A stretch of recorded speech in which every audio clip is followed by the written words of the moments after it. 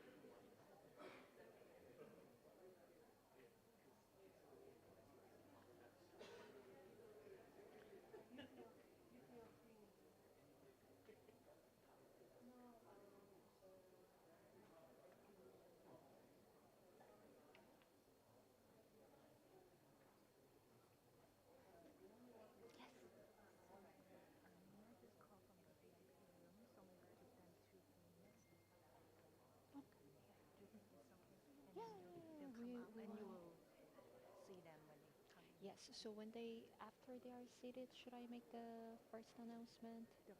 The VIP. Welcome. When the VIP comes in. No, when the VIP comes, you're supposed to announce, but then because we don't have ES, we're not going to announce, right? So we'll have them sit at the rostrum and then we'll start. And then I will go in. You'll stay, like somebody says, you yell it and just Okay, so after they're at 9 seated. o'clock, after they sit. Okay. Do one more announcement. Yeah. Okay. Distinguished delegates, the opening session of the 8th session of the Committee on Social Development will start shortly. May I please ask everyone to take your seats, please? Thank you.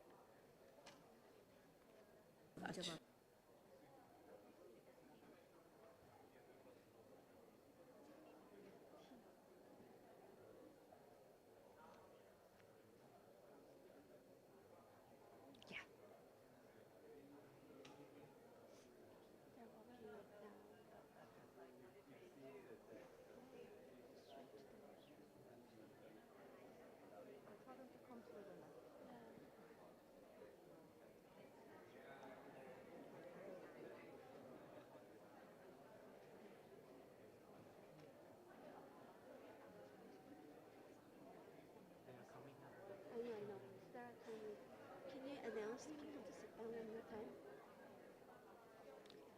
Excellencies, distinguished delegates, the opening session of the 8th session of the Committee on Social Development will start shortly. May I please ask all to take your seats? Thank you. There he is. Sit on the restroom.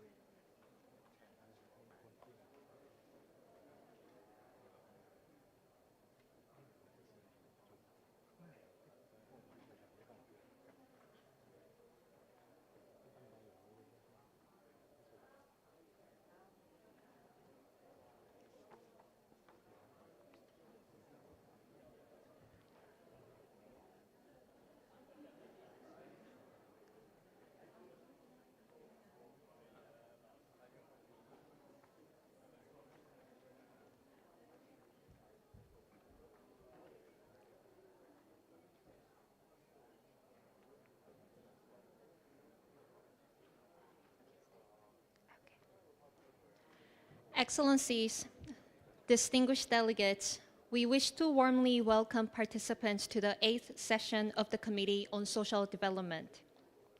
Kindly note that simultaneous interpretation of the proceedings is provided for 4 official languages of the United Nations used by ESCAP for the purpose of facilitating communication. Delegates are encouraged to register their intention to intervene prior to the beginning of an agenda item. You may do so with the Secretariat at the conference office desk located on the right. Delegates who register their intention to speak prior to the beginning of the agenda item will be given priority.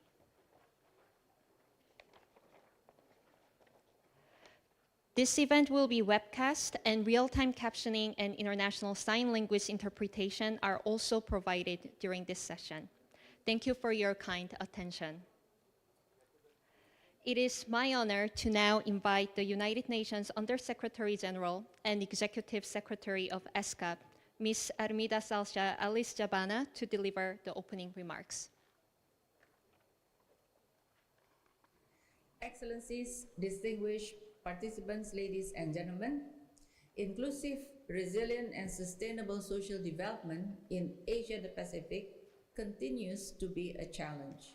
Despite strong regional and global normative frameworks based on universal human rights and the commitment to leave no one behind, access to basic opportunities and services remains a distant goal for many.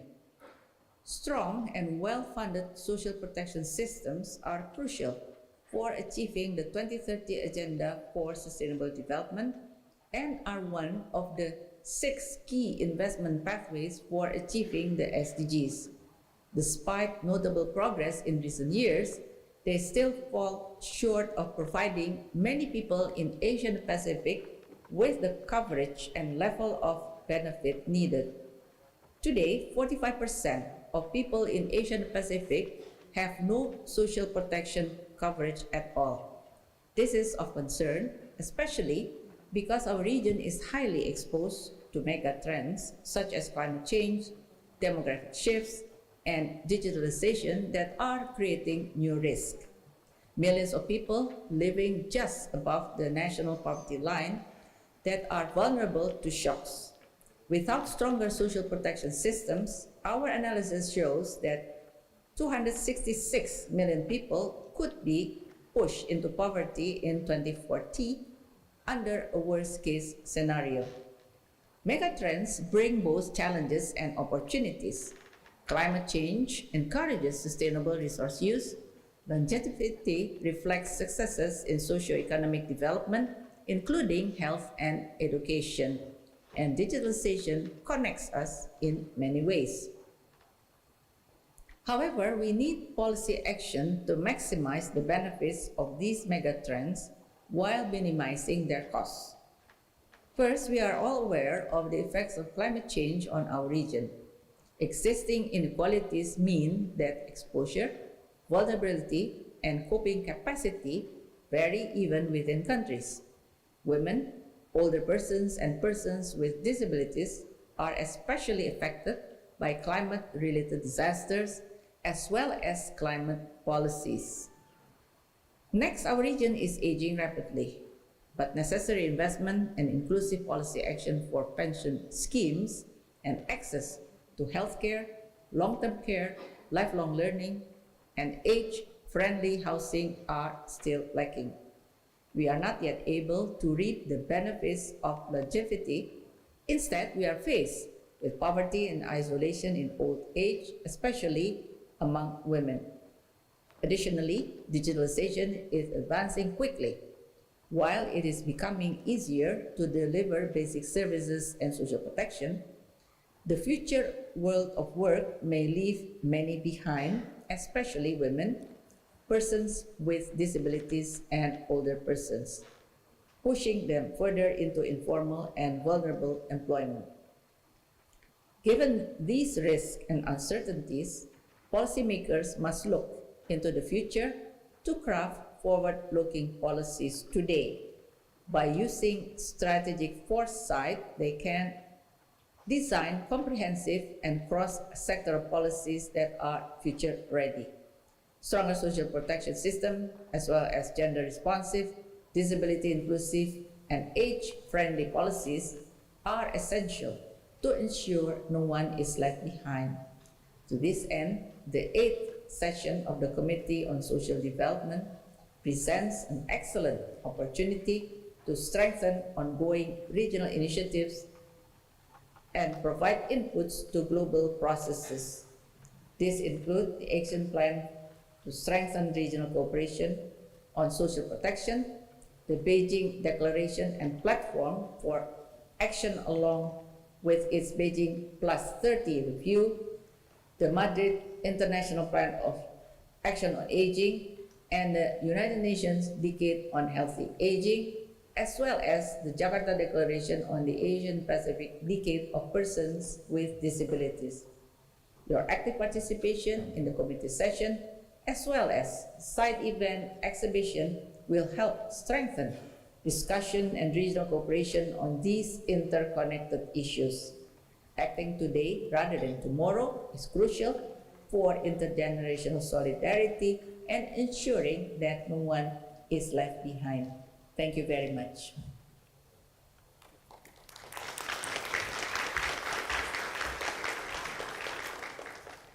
Thank you, Madam Executive Secretary, for your opening statement that set the stage and identify priority areas to be deliberated on during this committee session.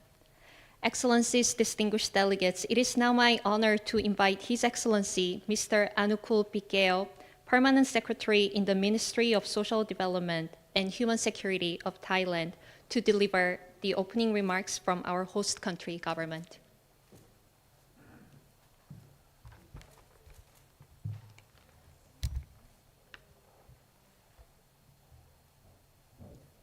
เรียนเลขาธิการบริหารคณะกรรมาธิการเศรษฐกิจและสังคมแห่งสหประชาชาติคุณอาบิดาซันเซียอาลิจาบานาสำหรับเอเชียแปซิฟิกคุณลินยี่ปิงรองเลขาธิการ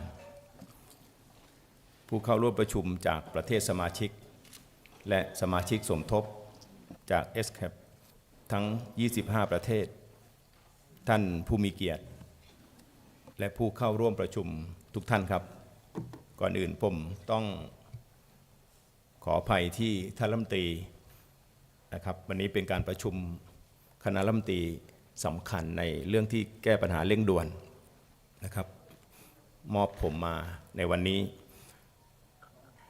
ในนามของประเทศไทยนะครับโดยรัฐบาลนะครับในส่วนของกระทรวงพม.ก็มีความยินดีอย่างยิ่งนะครับที่ได้มีโอกาสต้อนรับทุกท่านเข้าสู่การประชุมคณะกรรมการด้านการพัฒนาสังคมสมัยที่ 8 ณ ศูนย์ประชุมแห่งสหประชาชาติกรุงเทพมหานครแห่งนี้การประชุมในวันนี้เป็นการหารือเกี่ยวกับประเด็นสำคัญในการพัฒนาประเทศทั้งในส่วนของประเทศไทยและภูมิภาคเอเชียแปซิฟิกเรียนว่าภูมิภาคเอเชียแปซิฟิกกำลังเผชิญกับวิกฤตหลายประการอันจะส่งผลต่อความไม่เท่าเทียมความเหลื่อมล้ำ และความเปราะบางที่เพิ่มขึ้นอย่างต่อเนื่องอย่างไรก็ตามนะครับเรายังมีโอกาสที่จะร่วมมือกันในการเสริมสร้างความพร้อมในการปรับตัวให้กับประชากรเพื่อให้สามารถที่จะรับมือกับความท้าทายเหล่านี้ได้และสร้างเส้นทางสู่อนาคตที่ยั่งยืนร่วมกันคำมั่น Pact for the Future ที่ประเทศต่างๆร่วมรับรองในการประชุมสุดยอดแห่งอนาคตหรือ Summit of the Future ที่นครนิวยอร์กได้แสดงให้เห็นถึงความมุ่งมั่นความเร่งด่วนและความรับผิดชอบที่จะร่วมกันสร้างอนาคตที่สดใสให้กับคนรุ่นต่อไปและด้วยเวลาเหลือเพียง5 ปีนะครับก่อนที่จะถึงเป้าหมายคศ2030นี่คือช่วงเวลาที่สำคัญที่พวกเราจะต้องทบทวนร่วมกันประเมินเรื่องความก้าวหน้าเพื่อสร้างอนาคตที่ดีในภูมิภาคเอเชียและแปซิฟิกวาระการประชุมคณะกรรมการด้านการพัฒนาสังคมในครั้งนี้มีความสำคัญอย่างยิ่งที่จะให้สมาชิกทั้ง25ประเทศมองไปข้างหน้าร่วมกันเพื่อเสริมสร้างความเข้มแข็งในอนาคตการร่วมกันหารือเกี่ยวกับบทบาทความร่วมมือในระดับภูมิภาคการสร้างระบบความคุ้มครองทางสังคมที่มั่นคงในภูมิภาคเอเชียแปซิฟิกที่จะมีส่วนทำให้ประเทศสมาชิกบรรลุเป้าหมายไปด้วยกันโอกาสนี้ผมขอเน้นย้ำถึงความสำคัญของการคุ้มครองทางสังคมซึ่ง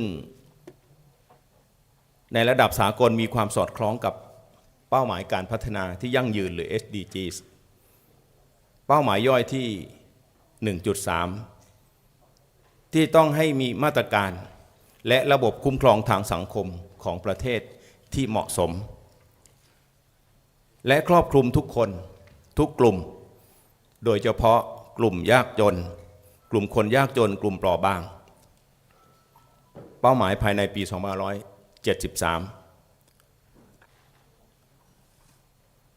สำหรับระดับประเทศการคุ้มครองทางสังคมนั้นในของประเทศไทยก็จะมีความสอดคล้องกับยุทธศาสตร์20 ปีซึ่งมีเป้าหมายที่ 2580 และแผนพัฒนาเศรษฐกิจและสังคมแห่งชาติฉบับที่ 13 ซึ่งอยู่ในห่วงเวลา 2566 ถึง 2570 อีกทั้งก็สอดคล้องวิสัยทัศน์ของกระทรวงพม.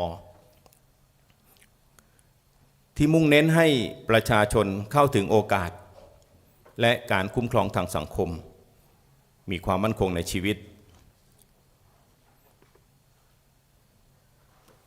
รัฐบาลไทยมีความมุ่งมั่นที่จะขยายความครอบคลุมการคุ้มครองทางสังคมผ่านการกำหนดนโยบายการดำเนินโครงการสำคัญต่างๆทำให้การคุ้มครองทางสังคมในประเทศไทยนั้นครอบคลุมประชากรร้อยละ 70.1 โดยประชากรร้อยละ 96.9 สามารถเข้าถึงการรักษาพยาบาลฟรีภายใต้ระบบประกันสุขภาพทั่วหน้า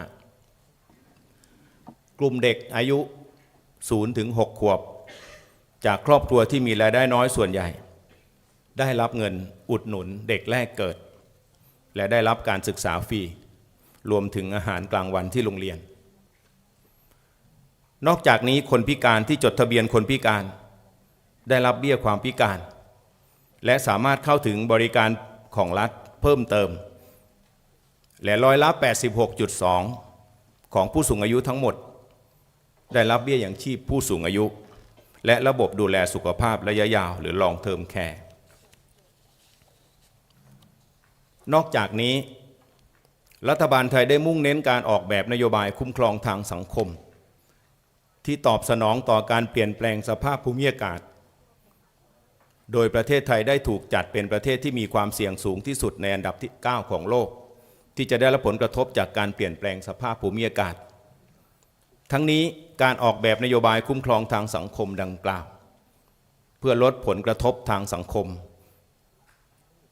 ที่เน้นขีดความสามารถในการปรับตัวของกลุ่มเปราะบางการพัฒนาศักยภาพและความพร้อมของกลุ่มเปราะบางตลอดจนชุมชนเพื่อรับมือปรับตัวกับการเปลี่ยนแปลงสภาพภูมิอากาศโดยมีการจัดทำข้อมูลครัวเรือนเปราะบางในระดับพื้นที่หรือเรียกว่าสมุดพกอิเล็กทรอนิกส์ MSO Logbook เพื่อนำมาวิเคราะห์และประเมินความเสี่ยงจากการเปลี่ยนแปลงสภาพภูมิอากาศตลอดจนสามารถที่จะออกแบบนโยบายการเตรียมความพร้อมการวางแผนให้ความช่วยเหลือกลุ่มเปราะบางในภาวะวิกฤตได้ทันท่วงทีและมีประสิทธิภาพโดยมีแผนความร่วมมือกับธนาคารโลกอย่างไรก็ตามแม้ว่าจะมีความก้าวหน้าในหลายด้านระบบการคุ้มครองทางสังคมของไทยยังคงมีช่องว่างที่จำเป็นจะต้องได้รับการปรับปรุงและพัฒนายิ่งขึ้นทั้งนี้ข้อมูลของธนาคารพัฒนาเอเชียหรือ ADB พบว่าค่าใช้จ่ายของประเทศไทยด้านการคุ้มครองทางสังคมเทียบเป็นสัดส่วนผลิตมวลของ GDP อยู่ที่ 5.1% ซึ่งต่ำกว่าค่าเฉลี่ยที่ 7.5% ของประเทศในภูมิภาคเอเชียแปซิฟิกนอกจากนี้สำหรับการจัดสวัสดิการแบบพุ่งเป้ายังพบปัญหาทั้งเรื่องของการตกหล่นคนที่จนจริงแต่ไม่ได้รับการคุ้มครองและการล่วไหลคนที่จนไม่จริงแต่ได้รับสวัสดิการยิ่งไปกว่านั้นจำนวนเงินสวัสดิการยังไม่เพียงพอต่อความจำเป็นเช่นนโยบายเรียนฟรี15 ปีแต่ยังคงมีเรื่องของค่าใช้จ่ายที่ครอบครัวต้องรับภาระเพิ่มเติมทำให้เด็กยากจนหลุดออกจากระบบการศึกษาดังนั้นการแลกเปลี่ยนประสบการณ์และแนวทางปฏิบัติที่ดีในการประชุมครั้งนี้จะเป็นประโยชน์อย่างยิ่งต่อการยกระดับการคุ้มครองทางสังคมของประเทศไทยและเป็นการแลกเปลี่ยนความก้าวหน้าร่วมกันทั้งนี้ในการประชุมคณะกรรมการในวันนี้ประเทศสมาชิกจะได้ร่วมกันประเมินแนวโน้มของโครงสร้างประชากรและตระหนักถึงความสำคัญของการเสริมสร้างสัมพันธภาพที่ดีระหว่างคนต่างช่วงวัยสำหรับประเทศไทยเราเผชิญกับผลกระทบจากโครงสร้างประชากรโดยมีการอัตราเกิดของเด็กเกิดน้อยลงประมาณ 500,000 คนต่อปีวัยแรงงานแบบแบกรับภาระการดูแลเพิ่มมากขึ้นการเป็นสังคมสูงอายุอย่างสมบูรณ์โดยมีผู้สูงอายุมากถึง 13.6 ล้านคนหรือคิดเป็น 20% ของประชากรรัฐบาลไทยโดยกระทรวงการพัฒนาสังคมและความมั่นคงของมนุษย์ได้ดำเนินนโยบายและมาตรการเพื่อรับมือกับความท้าทายดังกล่าวโดยขับเคลื่อนนโยบายวิกฤตประชากรและสังคมหรือนโยบาย 5x5 ฝ่าวิกฤตประชากรซึ่งได้เสนอต่อคณะรัฐมนตรีเมื่อวันที่ 2 เมษายน 2567 ที่ผ่านมาและผลักดันมอบหมายให้หน่วยงานที่เกี่ยวข้องไปขับเคลื่อนเชิงนโยบายมีประเด็นข้อเสนอ 5 ด้านได้แก่การเสริมพลังวัยทำงานการเพิ่มคุณภาพและผลิตภาพเด็กและเยาวชนการเสริมพลังผู้สูงอายุการเพิ่มโอกาสและเสริมสร้างคุณค่าของคนพิการและสร้างระบบนิเวศที่เหมาะสมเพื่อพัฒนาความมั่นคงของครอบครัวนอกจากนี้รัฐบาลได้ขับเคลื่อนโครงการต่างๆเพื่อเตรียมการและรองรับวิกฤตประชากรและสังคมสูงวัยได้แก่การส่งเสริมการเรียนรู้ตลอดชีวิตผ่านรูปแบบโรงเรียนและชมรมผู้สูงอายุการส่งเสริมการอยู่ร่วมกันของคนหลายรุ่นการออกแบบที่อยู่อาศัยแบบยืดหยุ่นและเป็นมิตรกับคนทุกวัยการส่งเสริมงานที่มีคุณค่าและการจ้างงานสำหรับคนพิการและผู้สูงอายุโ โครงการพักอาศัยสำหรับผู้สูงอายุและคนทุกช่วงวัยหรือ Senior Complex สำหรับผู้มีรายได้น้อยและรายได้ปานกลางเพื่อให้มีที่อยู่อาศัยและสิ่งอำนวยความสะดวกที่เหมาะสมกับการดำรงชีพและเรื่องของสวัสดิการอื่นๆอย่างครบวงจรการส่งเสริมบทบาทของอาสาสมัครเพื่อดูแลผู้สูงอายุในด้านการดูแลสุขภาพการทำกิจวัตรประจำวันโครงการบริบาลและการคุ้มครองสิทธิผู้สูงอายุในชุมชน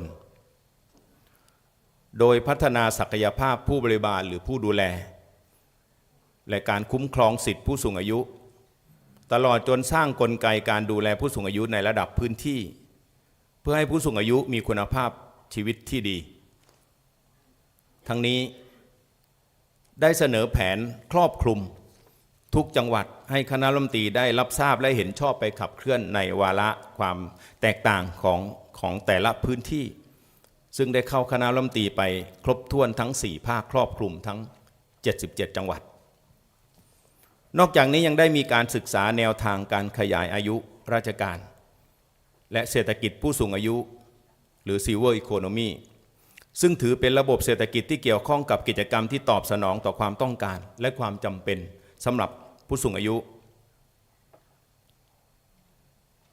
ประเทศสมาชิกโอกาสนี้ประเทศสมาชิกคงจะได้ทบทวนการดำเนินการเพื่อให้บรรลุการพัฒนาที่ครอบคลุม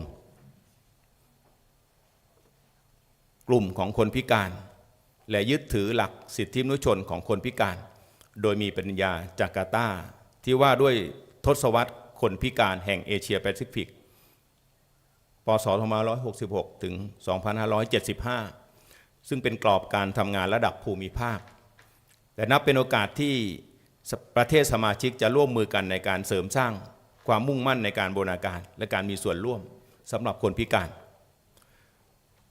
สำหรับประเทศไทยในด้านการพัฒนาคนพิการเราได้ปรับปรุงกฎหมายนโยบายให้สอดคล้องกับบทบัญญัติของอนุสัญญาว่าด้วยสิทธิคนพิการหรือ CRPD และสร้างความตระหนักรู้ให้กับประชาชน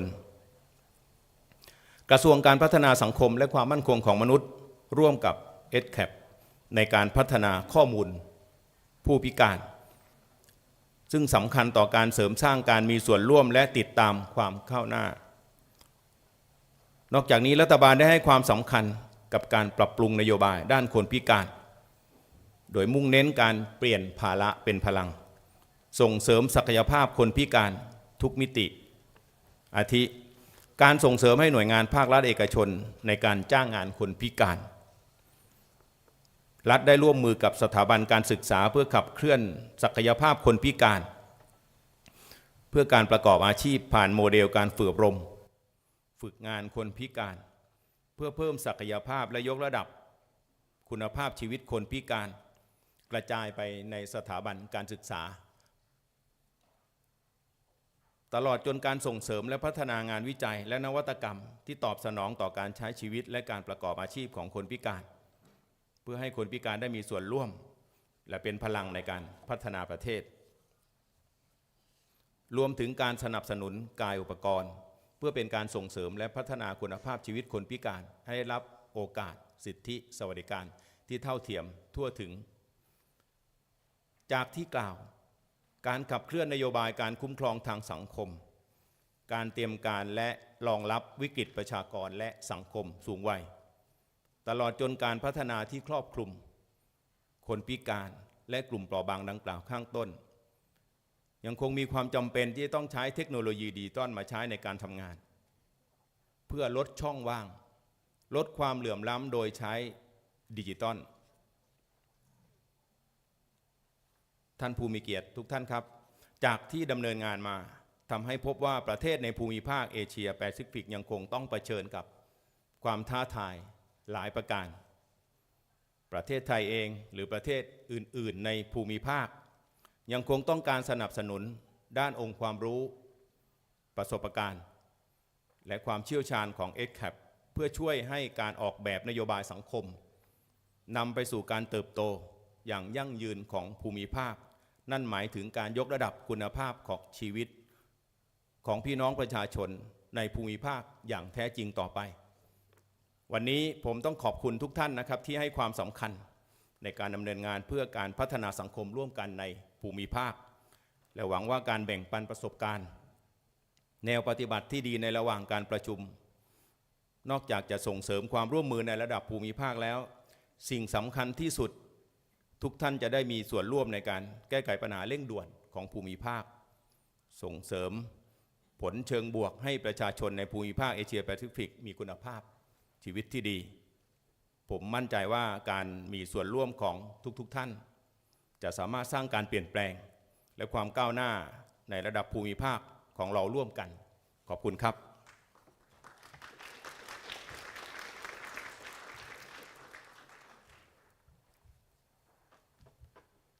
Thank you, Your Excellency, for your valuable opening remarks that highlighted Thailand's commitment to inclusive social development and underscored the important role of regional cooperation in creating a better future in Asia and the Pacific. I now turn to the Director of Social Development Division, Mr. Srinivas Tata, to conduct the election of officers. Excellencies, distinguished delegates, it is my honor to conduct the election of officers for the 8th session of the Committee on Social Development.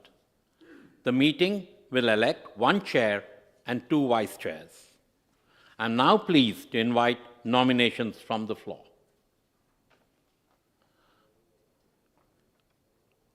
I recognize the distinguished representative of Fiji. You have the floor, ma'am. The delegation from Fiji has the honor to nominate the following bureau for this meeting. For the position of chair, His Excellency Mr. Maliki Ahmad, Deputy Minister, Ministry of National Development Planning of Indonesia. For the position of vice chairs, His Excellency Mr. Prakash Kumar Shrestha, Honorable Member, National Planning Commission, Nepal, and Her Excellency Mrs. Serap Ersoy, Ambassador of Turkey to Thailand. We are sure that under the able leadership of this distinguished bureau, all the tasks assigned to us will be achieved successfully. Thank you. I thank the distinguished delegate of Fiji for her nomination. Excellencies, distinguished delegates, the distinguished representative of Fiji has nominated the following for the Bureau. For Chair, His Excellency Mr. Maliki Ahmad, Deputy Minister, Ministry of National Development Planning of Indonesia. And for Vice Chairs, His Excellency Mr. Prakash Kumar Shrestha, Honorable Member, National Planning Commission, Nepal, and Her Excellency Ms. Serap Ersoy, Ambassador of Turkey to Thailand. Would any delegation wish to second the nomination made or propose alternative nominations? I recognize the distinguished representative of the Philippines. You have the floor. The delegation of the Philippines would like to second the nomination made by the delegation of Fiji. Thank you very much. Thank you very much, distinguished delegate of the Philippines. Would any other delegate wish to take the floor? I see none. I have thus the honor to declare the following delegates elected to the Bureau of this meeting. For Chair, His Excellency Mr. Maliki Ahmad, Deputy Minister, Ministry of National Development Planning of Indonesia. And for Vice Chairs, His Excellency Mr. Prakash Kumar Shrestha, Honorable Member, National Planning Commission of Nepal, and Her Excellency Ms. Serap Ersoy, Ambassador of Turkey to Thailand. May I ask to greet their election through acclamation. May I now invite the Chair to come onto the rostrum and conduct this meeting.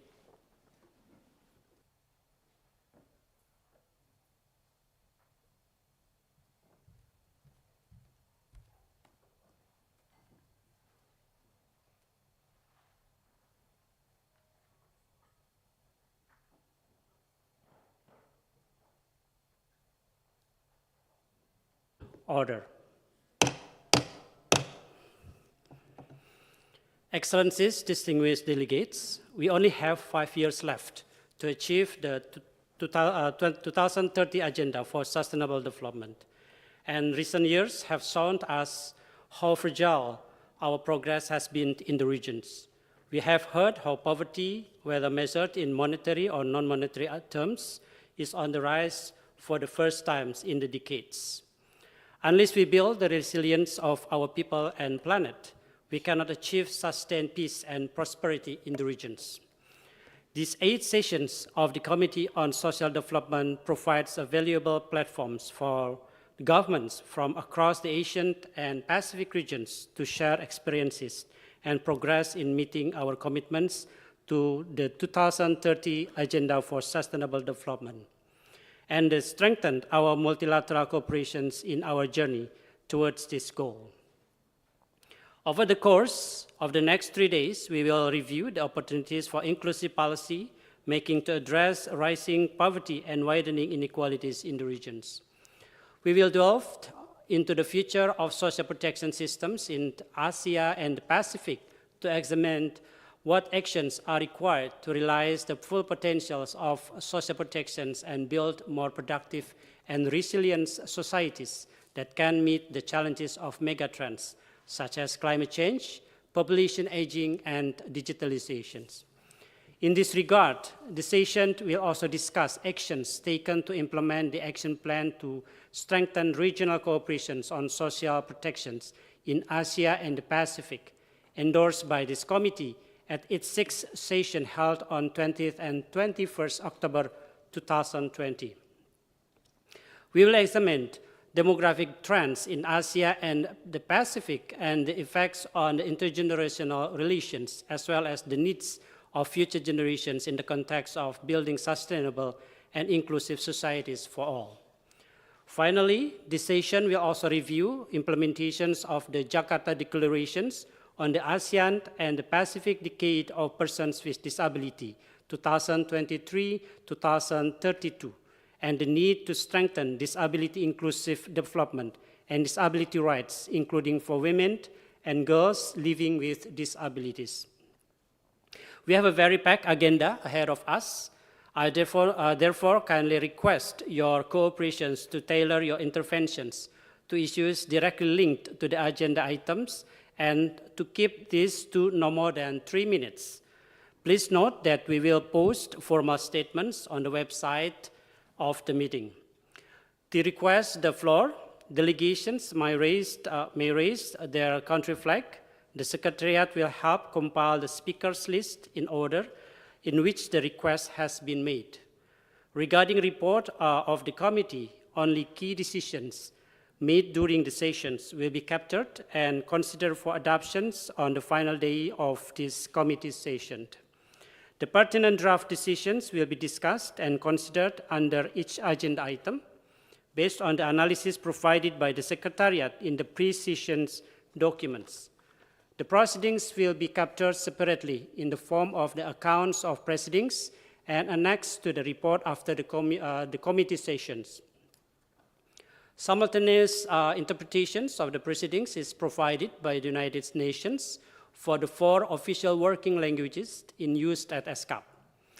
Excellencies, distinguished delegates, I seek your cooperation in steering these committee sessions to a successful conclusions and ensuring that we achieve the results that are expected to us.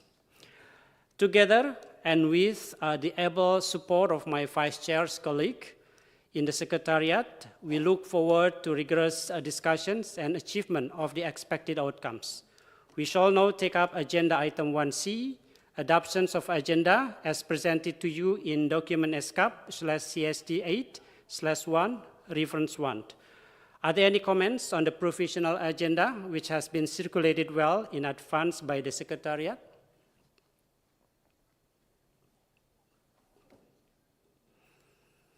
As there are no comments, the provisional agenda is adopted.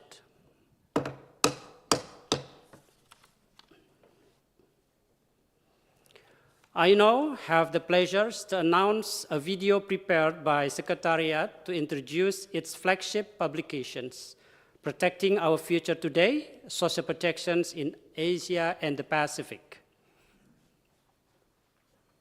After decades of progress in Asia and the Pacific, poverty is back on the rise amid complex global shocks. Challenges are not affecting people uniformly. Inequalities are widening with respect to income, wealth, and access to opportunities. This in turn is worsening the existing divides that have hindered inclusive and sustainable development. Without adequate social protection, such as benefits for children, mothers, workers, and disabled persons and old age pensions, the number of people in vulnerable situations in the region is expected to rise. However, social protection is lacking. Tens of millions of people have been pushed into extreme poverty since COVID-19, and millions more live precariously just above the poverty line. Bold and evidence-based policies are required if the region is to meet the broad challenges and inevitable shocks ahead. Protecting our future today. Social protection in Asia and the Pacific. A report by the Economic and Social Commission for Asia and the Pacific outlines challenges in the region and offers an approach to solving them through foresight and urgent policy action. I now invite Ms. Lin Yang, Deputy Executive Secretary for Programs, to launch the flagship publication, Protecting Our Future Today, Social Protections in Asia and the Pacific. Thank you, Chair. Your Excellency, Mr. Malik Ahmad, Deputy Minister, Ministry of National Development Planning of Indonesia. Your Excellency, Mr. Anuku Pitko, Permanent Secretary, Ministry of Social Development and Human Security, Thailand. Excellencies, distinguished participants, colleagues, and partners. Good morning. It's my privilege to launch the Social Outlook 2024, Protecting Our Future Today, Social Protection in Asia and the Pacific.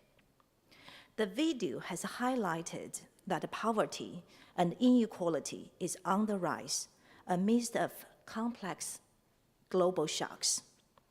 As noted by Ibu Amida and His Excellency, the Permanent Secretary, in their opening remarks, countries in Asia and the Pacific stand at a crossroad of megatrends: climate change, demographic shifts, and digitalization. Our region is vulnerable to the impacts of climate change and remains the world's most disaster-prone region in the world. It's the fast-aging region in the world with the old age dependency ratio expected to double by 2050.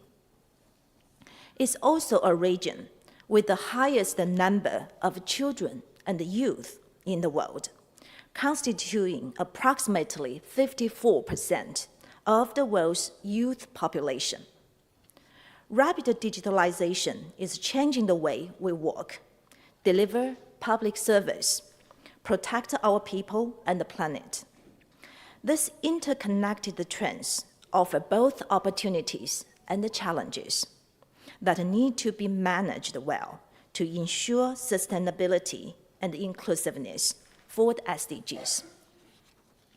In this context, the report provides a thorough analysis of the region's social protection systems and a look into the future based on the strategic foresight and the modeling methodologies. It highlights that the failure to strengthen social protection will come at the price of increasing poverty. However, the good news from the report is that the cost of these necessary investments is well within reach. Through this year's social outlook, we would like to bring a forward-looking roadmap for developing social protection systems which can meet the challenges of today and prepare for the future. And in this context, I would also like to share that the Second World Social Summit for Social Development will be held from 4th to 6th November 2025 in Qatar. I hope that our report will be able to support dialogues on the promotion of social development and support your work in developing forward-looking policies for our people.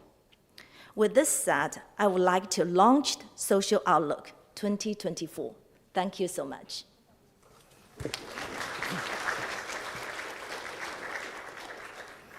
Thank you, Ms. Young, for your remarks. I now invite the MC to provide further guidance for the launch.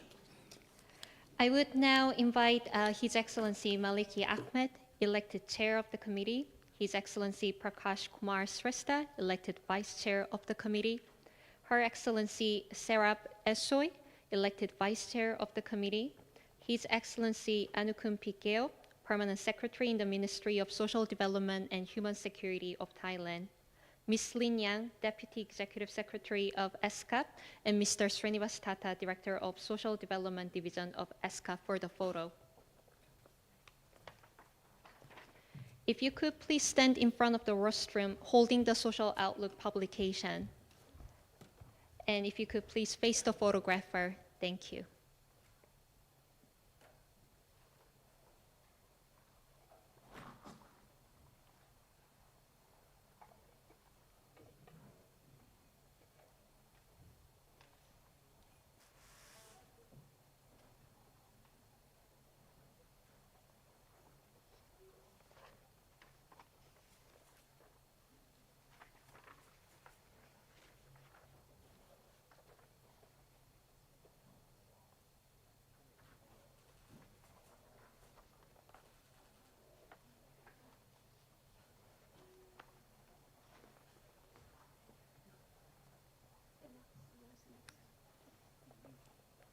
Excellencies, distinguished delegates, I would now invite all participants in the room for the photo.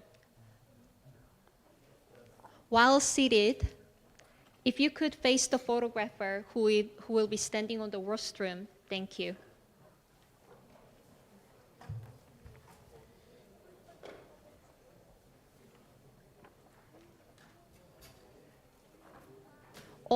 All participants may stay seated, and if you could face the photographer on the rostrum, thank you. If you also could hold up the Social Outlook publication that is placed at your table.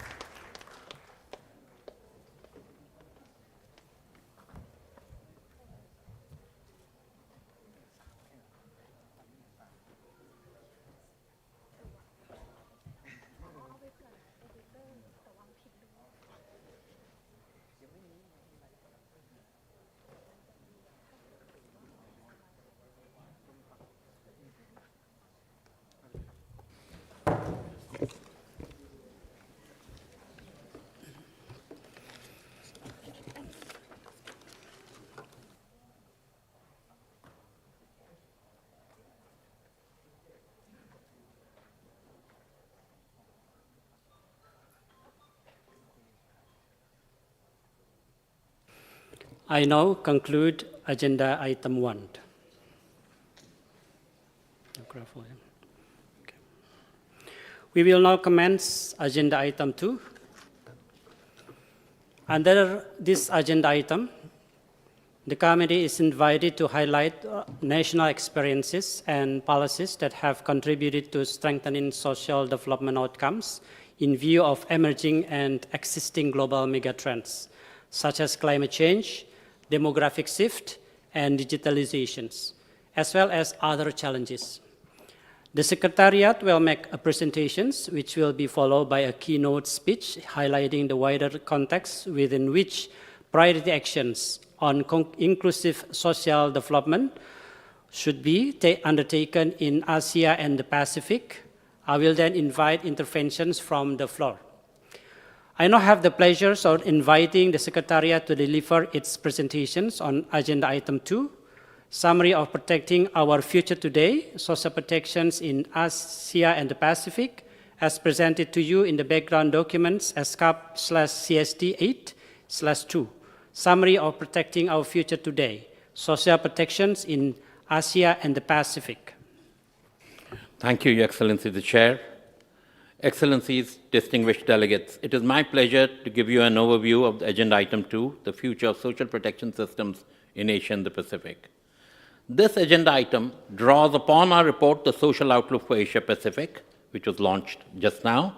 The key findings are also summarized in the background document ESCAP/CSD8/2. So why are we focusing on social protection in Asia Pacific? Well, there are four main reasons for this.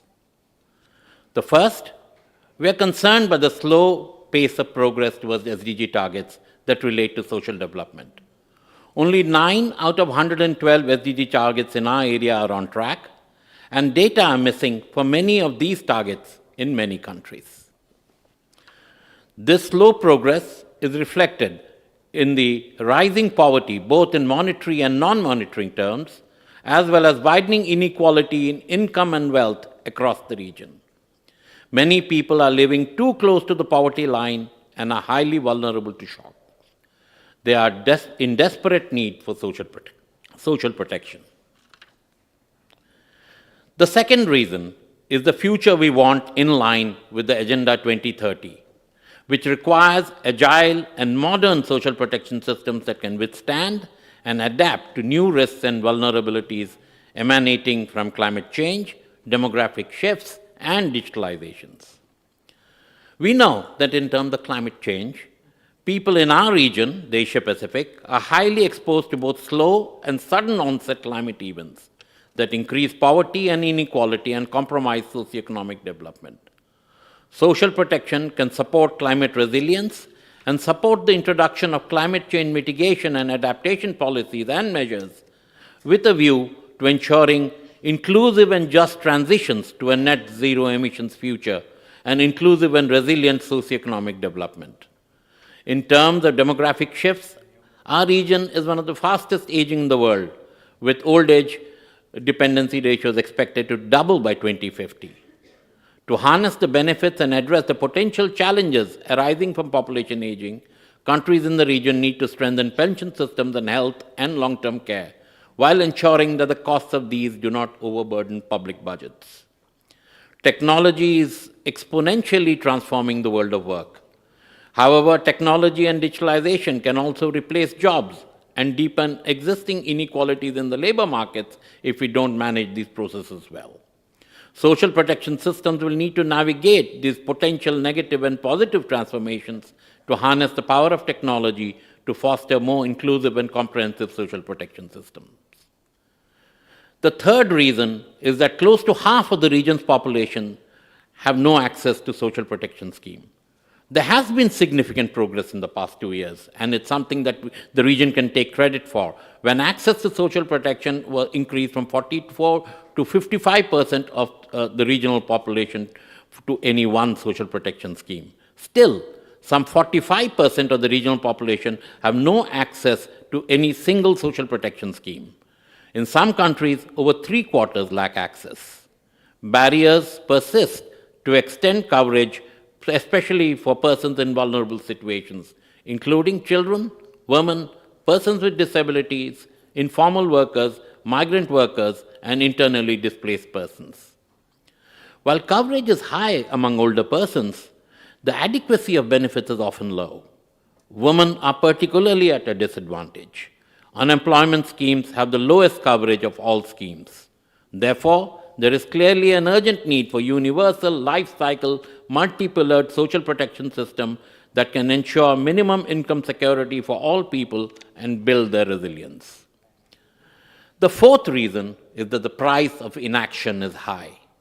If social protection expenditures in our region remain as low as they currently are, under a worst-case scenario, as was highlighted in our opening statements related to climate change, rapid aging, and unequal digitalization, the social outlook estimates that 266 million people could fall into poverty by 2040. The optimistic scenario is not too much better because it forecasts about 200 million to fall into poverty. 1/3 of the countries in our region spend less than 2% of their GDP on social protection. So if the worst case scenario holds, countries will need to spend up to 9% of their GDPs just to help people move out of poverty, and this is a conservative estimate. In contrast, it is far better and wiser to invest in social protection, since it's a long-term development strategy with multiplier effects that has positive synergies with almost all other SDGs. Thanks to these synergies, social protection has been identified as one of the 6 investment pathways to accelerate the implementation of the 2030 Agenda on Sustainable Development. Even only introducing non-contributory social protection schemes, countries can build adequate coverage to majority of their populations, and this would on average cost 3.3% of GDP. Using strategic foresight, our report lists a list of actions between now and 2040 in 4 main action areas. The report offers tangible and actionable policy recommendations for member states, regional bodies, and other stakeholders to build agile and modern social protection systems, taking into account their specific situation. These policy recommendations are complemented with good practices from the region for the consideration of member states. The report also emphasizes opportunities to work in partnership and to capitalize on regional cooperation. So, last but not least, for this agenda item, the committee is invited to review the issues and recommendations in the document ESCAP/CSD 8/2, share experiences on actions to strengthen and future-proof social protection systems, and above all, provide the Secretariat with valuable guidance for future research and policy support. I thank you, sir. I thank Mr. Srinivas Tata for giving us this overview on the excellent report. I'm convinced that it will help us to strengthen policies to mitigate any negative fallout from challenges of megatrends facing Asia and the Pacific.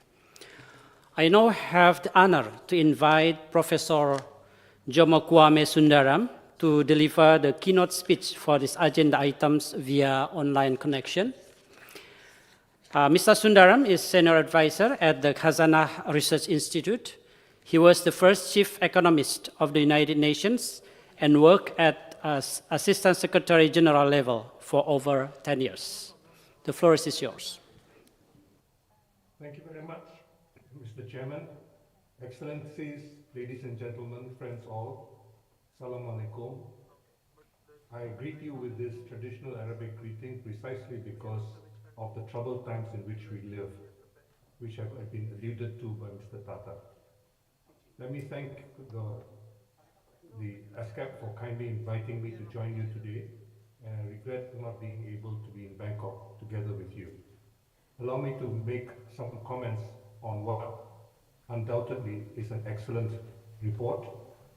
It has improved significantly over earlier reports, despite the grim messages it contains. Allow me to make some comments on these grim messages precisely because we have to address them seriously. As you all know, we have come out of the pandemic, and despite the recovery of economic growth, poverty trends in the Asia-Pacific region, as in the rest of the world, have continued to worsen.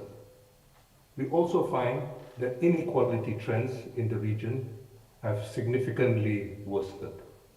The consequence of such trends is that we have also seen a significant deterioration in what is termed food security.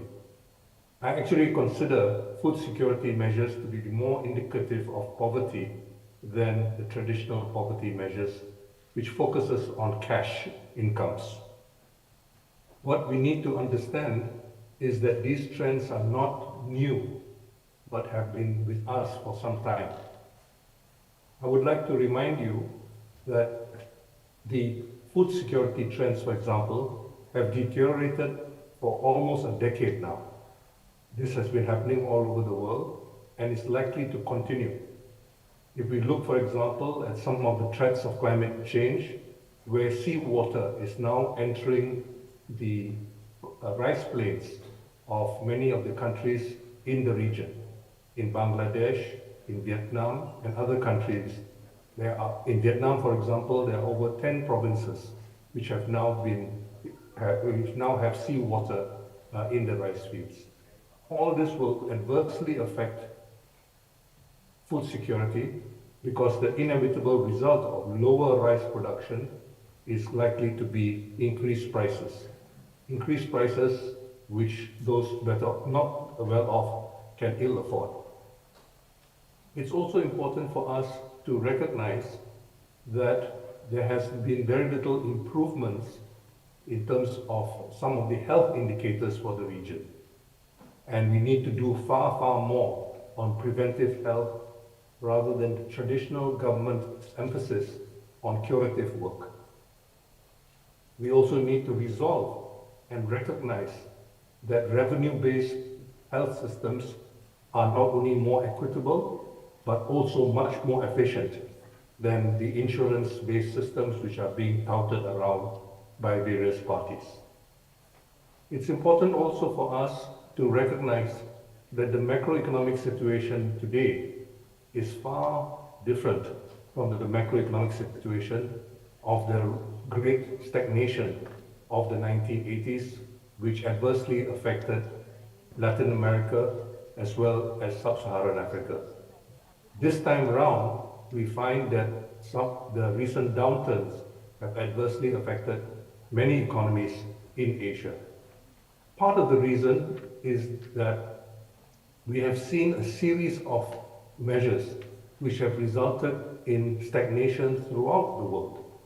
Stagnation measures due to the geopolitics and the so-called New Cold War, where trade is being redirected precisely and we find that all kinds of economic measures are now increasingly becoming weaponized. The people who are most likely to suffer as a consequence of this weaponization are precisely those most vulnerable. The situation this time is quite serious. We have seen, for example, Sri Lankan economy going into crisis over recent years, and we see that many other countries are struggling to try to avoid a similar outcome. The same is true, of course, as we know, in Pakistan. All this demands attention, but unfortunately, we have not seen the kind of international cooperation which is desperately needed. We have not seen, for example, a willingness to lower interest rates until very recently. So at the end of the Northern Hemisphere summer, we have seen the interest rates imposed by the US Federal Reserve going down. But why were those interest rates raised in the first place? They were raised ostensibly because of inflation. But in fact, when you look at the main causes of inflation in recent years, the main causes have been due to supply-side disruptions, not due to demand problems. So raising interest rates does not help because you're addressing a supply-side problem with a demand-side measure. And so the macroeconomic situation has been worsened. We have seen how higher interest rates have adversely affected the entire world, including much of Europe.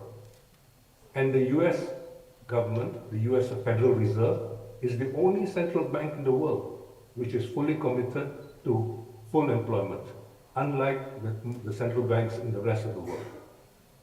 So US exceptionalism is also part of the problem. The US has maintained close to full employment throughout this period, as do a few other economies, but the vast majority of economies in the world have suffered during this period. So stagnation has been a byproduct as much of wrong policies imposed from abroad on countries in Asia. And I think it is very notable, for instance, that alone among the major economies of the world, the Bank of Japan and the People's Bank of China refused to go along with the Western trend. This is very commendable because the situation in Asia, at least in East Asia especially, was not as bad as in some of the other parts of the world because of this exceptionalism on the part of Japan as well as China. It's important also for us to recognize that the debt crisis, the fiscal crisis which many governments are facing, have adversely affected social expenditure. Social expenditure is the first victim of many of these of fiscal problems, of debt problems, and fiscal austerity measures usually hit social expenditure, social spending more than anything else. We also have a situation where the Bretton Woods institutions have been actually promoting financialization. And unfortunately, UN slogans have been used and abused for this purpose. So we found, for example, during the period which was characterized by so-called quantitative easing, billions to trillions became the slogan of many of these financial interests.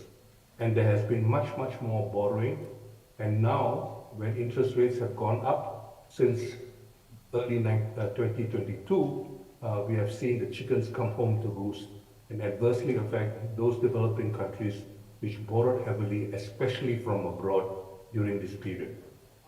Therefore, it is very important for the authorities in the region to think about these kinds of problems, about private debt and the increase of commercial debt or even government debt on increasingly commercial terms.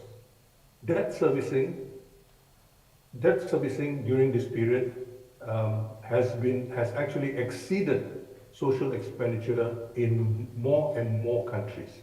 We find that many countries all over the world, including in the Asia-Pacific region, are struggling to service their debt and at the expense of social spending. All this basically makes the situation very grim. This problem is not confined to Sri Lanka and Pakistan. It is a much more general problem as governments struggle to avoid more serious crises. So we find that the Southeast Asian governments, during the period, for example, of the pandemic, actually were quite innovative in some respects. Two countries in Southeast Asia, Indonesia and the Philippines, resorted to monetary financing for pandemic expenditure. It is important for us to recognize the innovation involved, although it might seem to be a very technical matter, because it reminds us the possibility of central banks directly financing treasuries or finance ministries and the possibilities for doing so.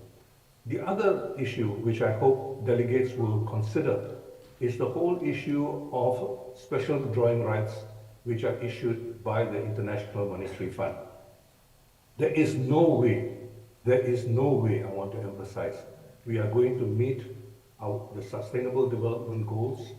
There's no way we are going to keep temperatures from rising above 1.5 degrees Celsius above pre-industrial levels unless we resort to extraordinary measures. Already Mark Carney, the UN Special Envoy for Climate Action, has warned that it is likely that we will exceed 1.5 degrees Celsius threshold within less than a decade. All these effects are irreversible. We cannot just hope that somehow or other we will have some measures in the future which will reverse these processes. These are technically and scientifically known to be irreversible. So we have to deal with the realities in which we face, and it is important for us to recognize that many of these problems are usually beyond the scope of most ministries responsible for social spending, for social policy, for social protection. We need to recognize that reshoring and digitalization is not going to create many jobs for us in the region. And we need to begin to recognize the need to turn to other forms of employment. The commercialization of care work is something which has been touted as a possible solution, but let us face it, for the vast majority of the less well-off in our societies, they will not be able to afford care work on commercial terms unless their incomes drastically increase, which is not likely in the near future. So, ladies and gentlemen, delegates, allow me to emphasize that there is one lesson from the pandemic which we need to take home and need to think about if we are going to try to cope and reverse some of the trends which the ESCAP report reminds us of. Especially, I want to emphasize that we need an all-of-government approach. Trying to do better with the limited resources which are available for social spending right now is basically impossible unless we work together with the ministries responsible for macroeconomic policy, finance, and so on. So I wish you all well, but I think it's very important that these messages be shared not only among all of you here in the hall, but also to be taken home and taken well beyond the ministries responsible for social protection so that we can have an all-of-government and hopefully a whole-of-society approach to tackling the challenges of our times. Thank you very much for your attention.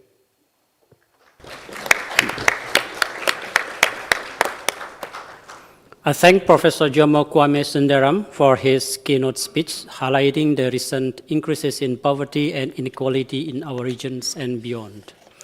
Due to limited time, we will not conduct questions and answer sessions. I thank Professor Sundaram once again for this speech. With this, I would like to close this segment of Agenda Item 2. Excellencies, distinguished delegates, I'm now pleased to invite the distinguished delegates to intervene on Agenda Item 2. I will first open the floor to statements from members, associate members, and observer countries. I will then invite statements from the intergovernmental, international organizations, non-governmental organizations, and other entities. I opened the floor for statements.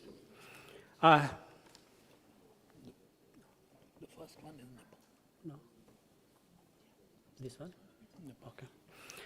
I invite the first speaker on this morning's list, the distinguished delegates of Nepal, to please take the floor. Thank you, Chair. Excellency, distinguished delegates. Thank you for the excellent report. Some view from our Nepal side. Nepal is also an early initiated country of social protection from as early as in the 1996 by introducing old age allowance.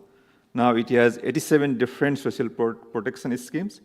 As a result, some good social development outcomes have been achieved, but it's still a long way to go. Let me give some recent data which can be supportive for this report also.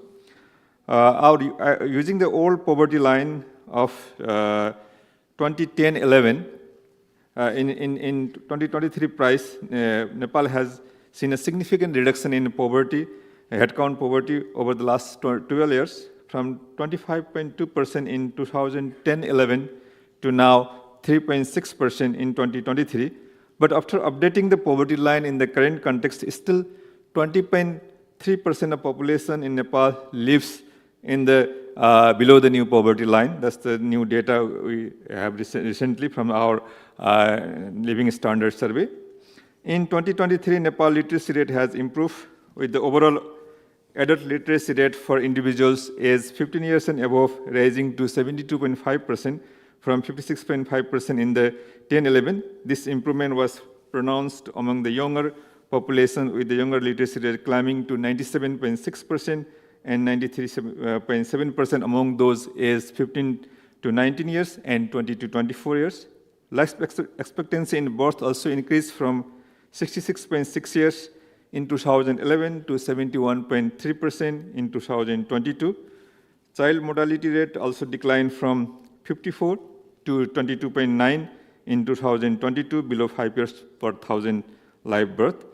Now, digitalization of beneficiary registration and payment of allowance directly to the bank account electronically have been helping to provide this social security directly. However, still we have difficulty to incorporate informal worker into the social safety net, and unemployment is still high. Poverty is still comparatively high, and social protection coverage is still not enough. This thing I like to share in this floor. Thank you. Thank you, distinguished delegates of Nepal. The next speaker on my list is the distinguished delegates of Pakistan, whom I now invite to take the floor.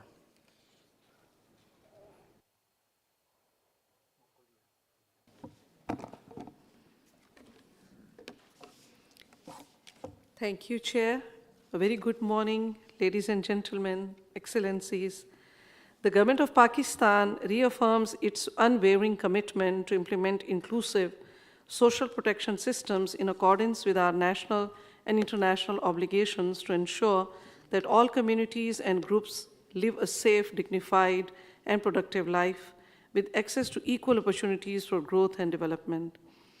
This commitment is enshrined in the Constitution of Pakistan and reinforced by national policy and legal frameworks, as well as ratification of various international instruments. Policies and programs on social protection are a crucial part of Pakistan's national development agenda in accordance with the Sustainable Development Goals and predicated on leaving no one behind. The government of Pakistan is implementing programs and schemes to protect various vulnerable communities and groups and enable them to pursue their social, economic, and cultural rights. As we navigate key megatrends of demographic shifts, climate change and digitalization, Pakistan recognizes the urgent need to bolster our social protection frameworks to ensure they are inclusive, comprehensive, and resilient against emerging challenges. The government of Pakistan is adapting national social protection systems to adapt to these new challenges and is focusing on targeted interventions that address the diverse needs of our growing population, including youth, the elderly, and marginalized communities. By enhancing access to education, healthcare, and employment opportunities, we aim to ensure that all citizens can contribute to and benefit from economic growth. Climate change poses an existential threat, particularly to vulnerable communities in Pakistan. In response, Pakistan is implementing strategies to integrate climate resilience into our social protection systems. By promoting sustainable practices and providing support during climate-related crises, the government of Pakistan aims to safeguard the livelihoods of those most at risk and ensure that no one is left behind. The digital revolution offers significant opportunities for enhancing social protection delivery. Digitalization is transforming how we deliver social protection services. In Pakistan, we are harnessing technology to enhance the efficiency and accessibility of our programs.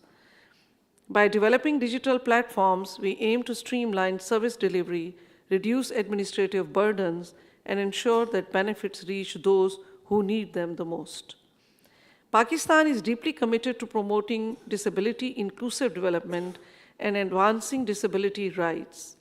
We recognize that individuals with disabilities face unique challenges that require tailored solutions within our social protection systems. The insurance strategy has one of the key international obligations successfully implemented by the Ministry of Human Rights through the assistance of ESCAP. In line with the Jakarta Declaration on the Asian and Pacific Decade of Persons with Disabilities, we are committed to enhancing accessibility, fostering participation, and ensuring that individuals with disabilities are integral to our development policies. In consultation with key stakeholders, the government of Pakistan is conducting a gap analysis between provincial laws, policies, and UN conventions on the rights of persons with disabilities in light of the insurance strategy and Jakarta Declaration, and analyzing amendments in relevant laws and policies to bring them into harmony with our international commitments. Future-proofing our social protection systems requires a holistic approach that addresses vulnerabilities while promoting resilience. We are committed to fostering partnership with civil society, the private sector, and international organizations to share knowledge and resources. By embracing innovative solutions and best practices from across the region, we can create a robust framework that not only protects but empowers individuals and communities. Pakistan supports regional cooperation and initiatives aimed at enhancing cooperation on social protection as long as they adhere to universally accepted international standards, promote good governance, uphold the rule of law, and ensures transparency and equality. By embracing innovative solutions, promoting inclusivity, and addressing the challenges posed by megatrends, we can build a more equitable and resilient future for all. Let us move forward with determination and solidarity, ensuring that our social protection systems not only respond to current needs, but also anticipate future challenges. Thank you. Thank you, distinguished delegates of Pakistan. I reminded again that to all the delegations to strictly the intervention with 3 minutes. The next speaker on my list is the distinguished delegate of Indonesia, whom I now invite to take the floor. Thank you. Thank you, Chair. Esteemed Chair, Excellencies, distinguished participants. Over the past 2 decades, Indonesia's social protection system has undergone significant change. It has shifted from relying on ad hoc crisis responses toward a more strategic approach, focused and targeted and household-based social assistance programs to have expanded the coverage significantly. Despite the progress and achievements, significant challenges remain. Key feature issues include in aging population the requires adequate social services, a shrinking middle class, the potential impact of disaster, climate change, and other transition, limited social insurance coverage for vulnerable groups, and the ongoing problem of fragmented socio-economic data. To achieve these goals, we will require an inclusive and adaptive social protection systems. We recognize the importance of effective social protection in shielding all individuals, especially vulnerable groups, from falling into poverty when facing life cycle risks, catastrophic events, and massive transitions.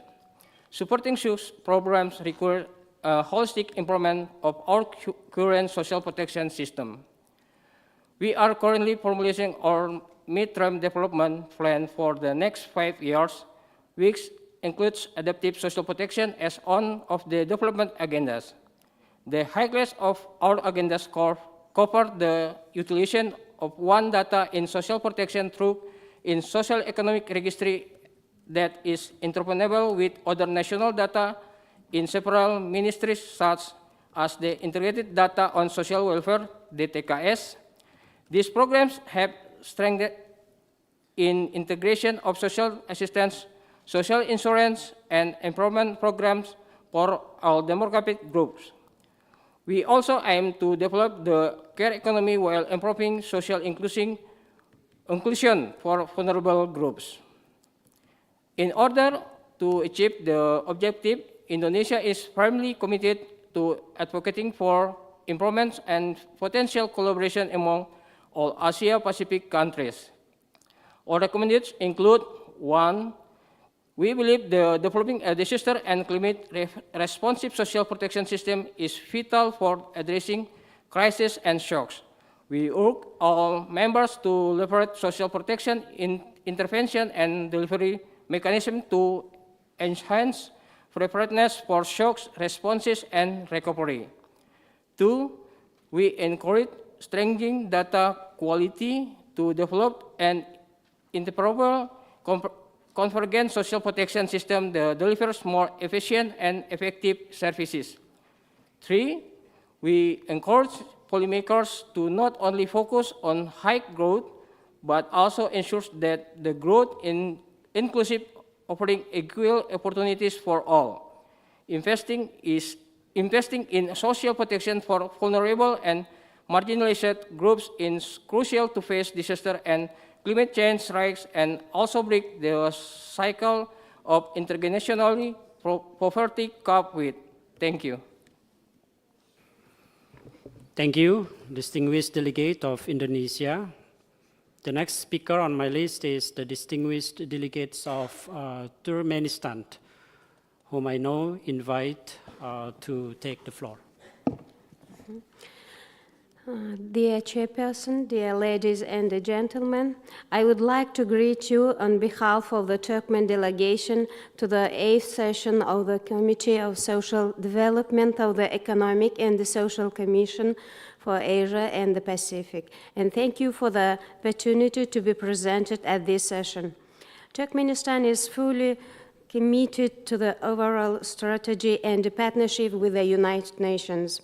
Turkmenistan was one of the first countries in the world to begin consultations on the adoption of global sustainable development goals and indicators based on a three-stage strategy development with technical support of the UN agencies in Turkmenistan. Those three key strategic areas are sustainable economic growth, social component, and the environmental safety.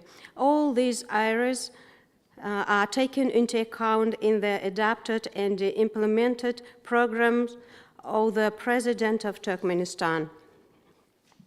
The key priority in the above-mentioned program for the socio-economic development of the country are the development and scale-up of inclusive, high-quality social services at community level, the improvement of methods of social service delivery to persons in need of state support, and the implementation of international standards in the field of social protection of the population.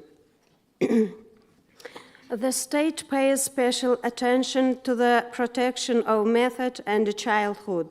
This in accordance with Code of Turkmenistan of Social Protection of the Population. Families with children are for the children grant and monthly child care allowance until the child reaches the age of 3.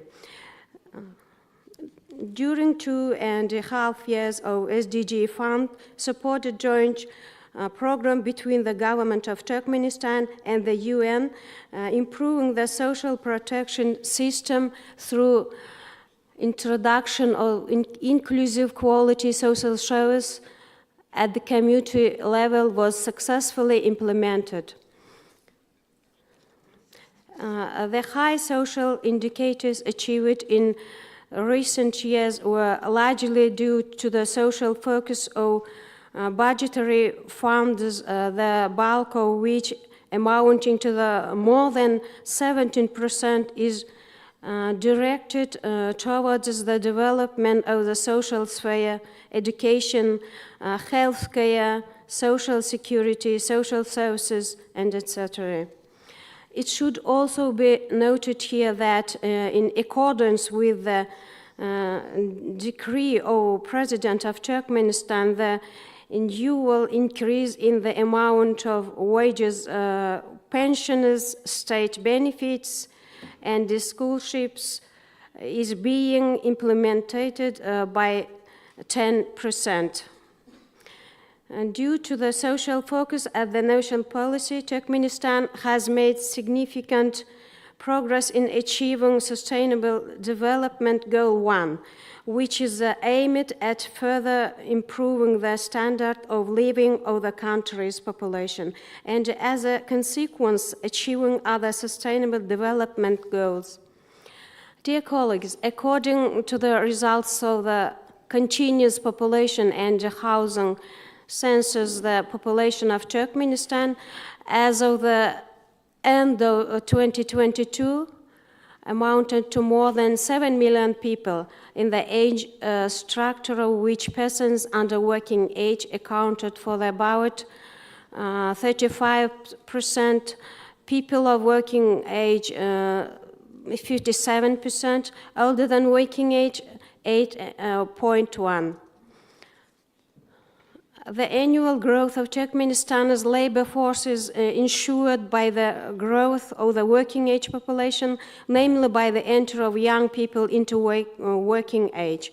Based on this, an important aspect of social policy of Turkmenistan is also implementation of state programs aimed at creating new jobs, professional training, and the retraining of personnel, ensuring the necessary conditions for citizens with low competitiveness in the labor market, in particular young people and the persons with disabilities, stimulating business activity of the population, and etc.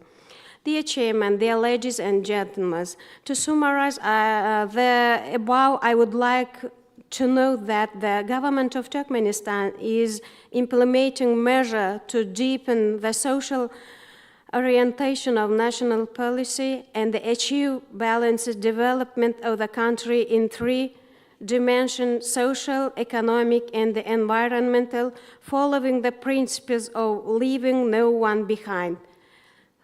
Thank you for your attention. Thank you, distinguished delegate of Turkmenistan. The next speaker is a distinguished delegate from the Republic of Korea, whom I now invite to take the floor. Thank you, Chair, Excellencies, distinguished delegate. There are various demands for social security in modern society due to climate-induced disasters, social isolation, and the needs for care, adding to conventional social risks such as disease, job losses, inequality, and disability. The Korean government is continuously checking and improving the existing social security system to ensure everyone can live as a healthy actor of a mutual cooperation, while no one is excluded under the reliable and stable social system throughout their whole life cycle. Korea is equipped with a tight social security net that encompasses national pension, national health, long-term care, employment, and industrial accident compensation insurance, basic pension and disability pension, child, sick, and disability benefit, as well as various social services, building on the basic livelihood security program for the underprivileged to help them with their livelihood, medical care, housing, and education. In its third comprehensive plan for Social Security 2024-2028, Korea established the three strategies, which are for ensuring extended welfare for the underprivileged, advancing social services throughout the entire life cycle of people, and innovating the social security system. In order to address demographic changes caused by low fertility and population aging, the Korean government came up with a plan in early September for innovating its national pension scheme. The Korean government is conducting a structural reform in the framework of multi-layered pension system that involve the basic pension, retirement pension, and personal pension, and believes that the reform will increase the real income for people in the middle and lower income classes, elevate the burden on the younger generation, and enable the government to provide more support for senior citizens with lower income. The Korean government will continue to support and look forward to the committed effort for discovering the cooperative scheme in an effort to strengthen social security system in the Asia-Pacific region. Thank you. Thank you, distinguished delegates of the Republic of Korea. The next speaker on my list is the distinguished delegate of Russian Federation, whom I now invite to take the floor. Спасибо, уважаемый господин председатель. Уважаемые участники сессии, Российская Федерация высоко оценивает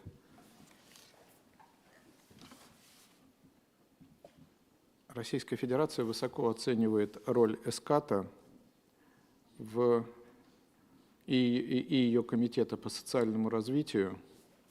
Одну секундочку.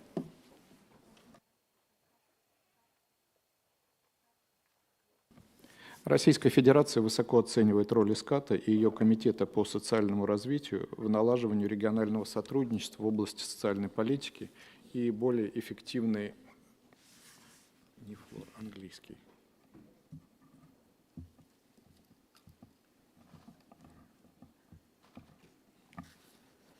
Извините за техническую задержку. Еще раз. Минуту ушла на технические сложности.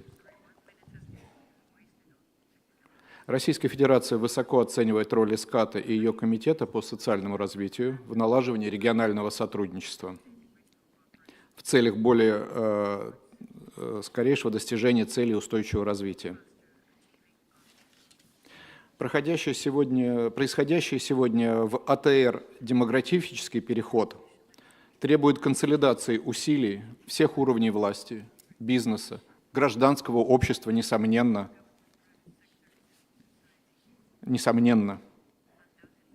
Необходимость обеспечения солидарности поколений и организации устойчивых систем социальной защиты для всех. Эти вопросы приобретают особую актуальность.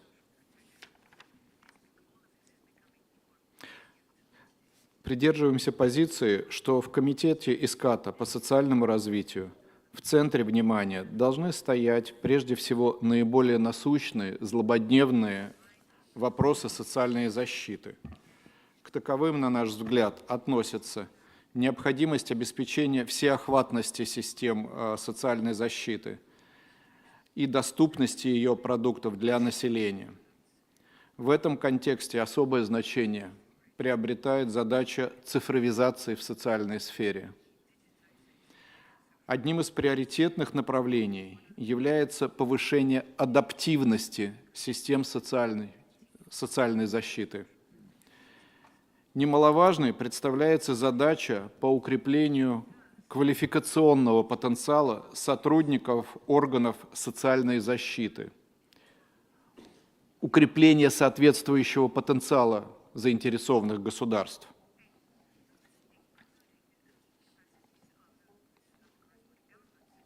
По нашему мнению, аналитическая и проектно-техническая работа ESCAP должна быть направлена на решение именно таких социально значимых вопросов. Не разделяем подходы, ведущие к перенасыщению деятельности на социальном треке, хотя бы и важными, но не относящимися напрямую к тематике социальной защиты вопросами. Таких много, но, к примеру, правочеловеческая проблематика и экология. Конечно, права человека захватывают все сферы нашей деятельности. Мы хотим сказать только об одном. Такие вопросы не должны подменять субстантивную повестку Комитета по социальному развитию. В этой связи хотели бы отметить, что многие рекомендации, высказанные экспертами ESCAP в подготовленных к сессии документах, идут в правильном направлении. Однако некоторые вызывают у нас вопросы. В частности, считаем необходимым корректировку нынешней версии рекомендаций, содержащихся в пункте 42. Подпунктах A, B, C и D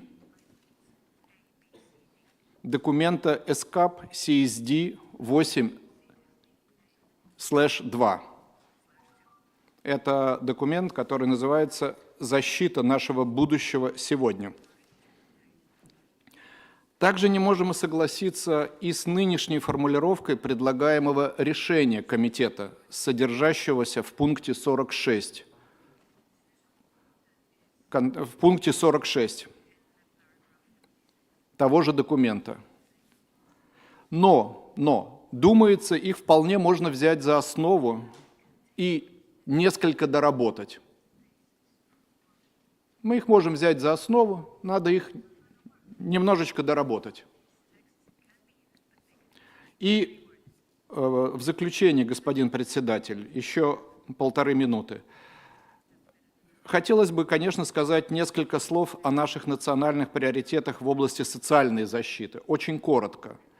Подробно об этих вопросах будет говорить наш коллега из Министерства труда по следующим пунктам повестки дня.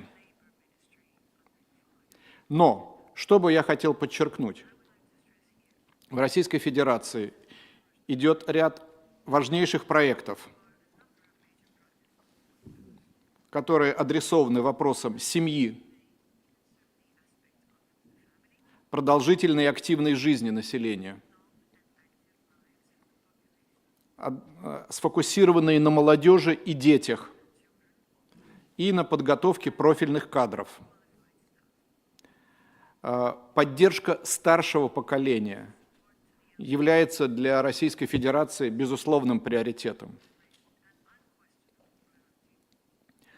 И, разумеется, мы работаем над вопросами, которые связаны с так называемыми межпоколенческими взаимосвязями.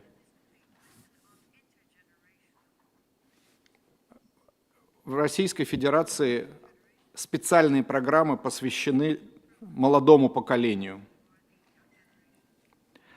Уважаемый господин председатель, сегодня, несомненно, наш регион сталкивается со многими вызовами в социальной сфере. Они требуют консолидированной, солидарной реакции всех стран и налаживания эффективного регионального сотрудничества. Что касается Российской Федерации, то мы настроены продолжать взаимодействие с ESCAP в вопросах социального развития и выступаем за самый предметный диалог на площадке комиссии по тематике социальной защиты, который бы, безусловно, основывался на принципах взаимоуважения и учитывал специфику социально-экономических и культурно-исторических особенностей стран. Спасибо, господин председатель. Thank you, distinguished delegates of Russian Federation. The next speaker is the distinguished delegates of China, whom I now invite to take the floor.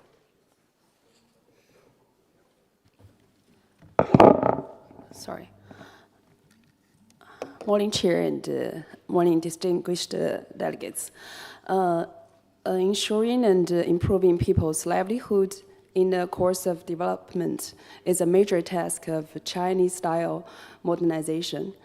In recent years, new business forms such as the platform economy have been booming.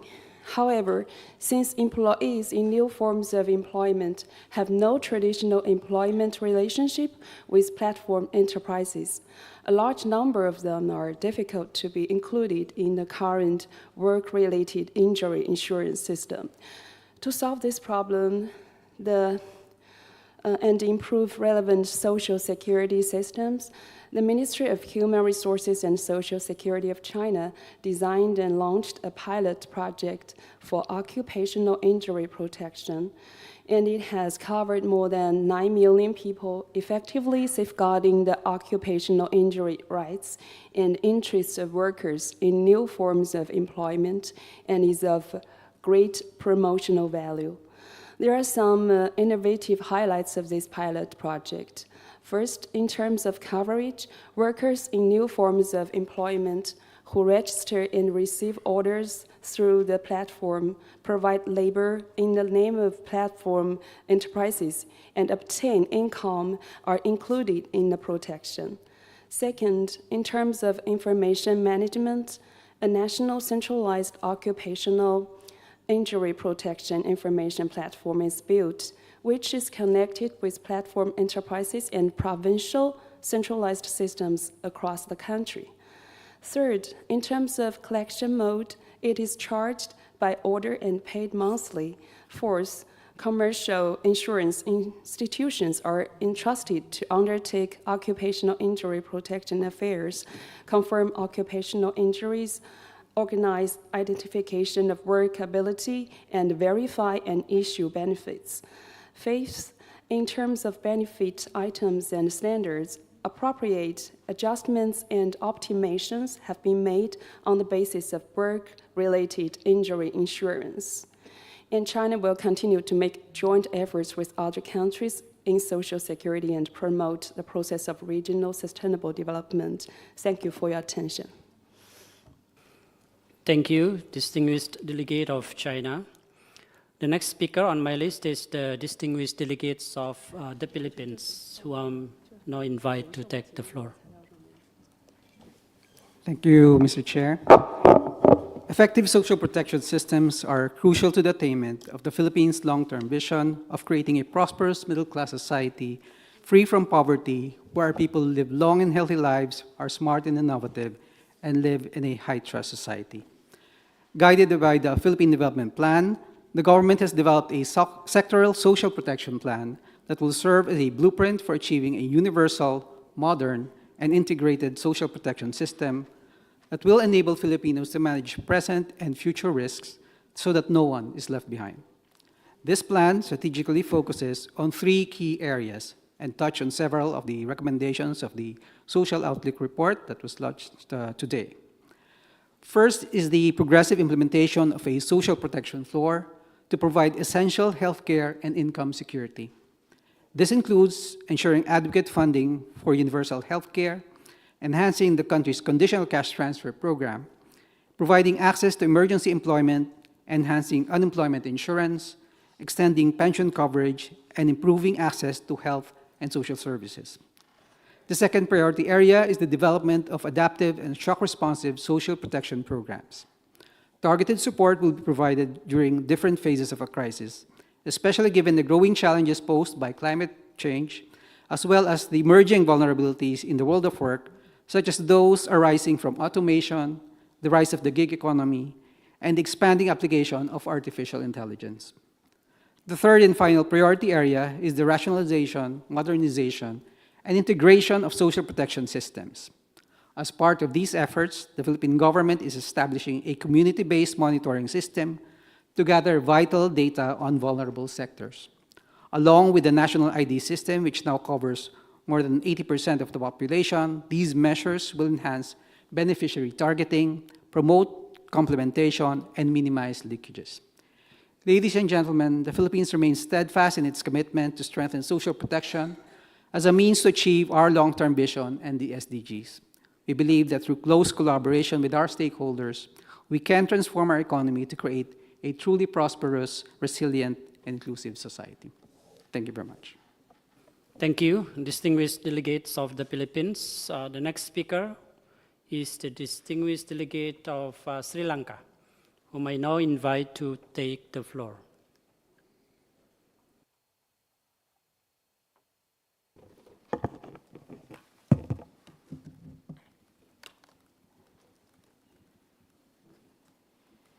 Honorable Chairperson, distinguished delegations, esteemed guests, and ladies and gentlemen, it is honor and privilege to me to present your national experience and policies that have contributed to strengthening social development outcomes in view of emerging trends and challenges in Sri Lanka. First, I mention some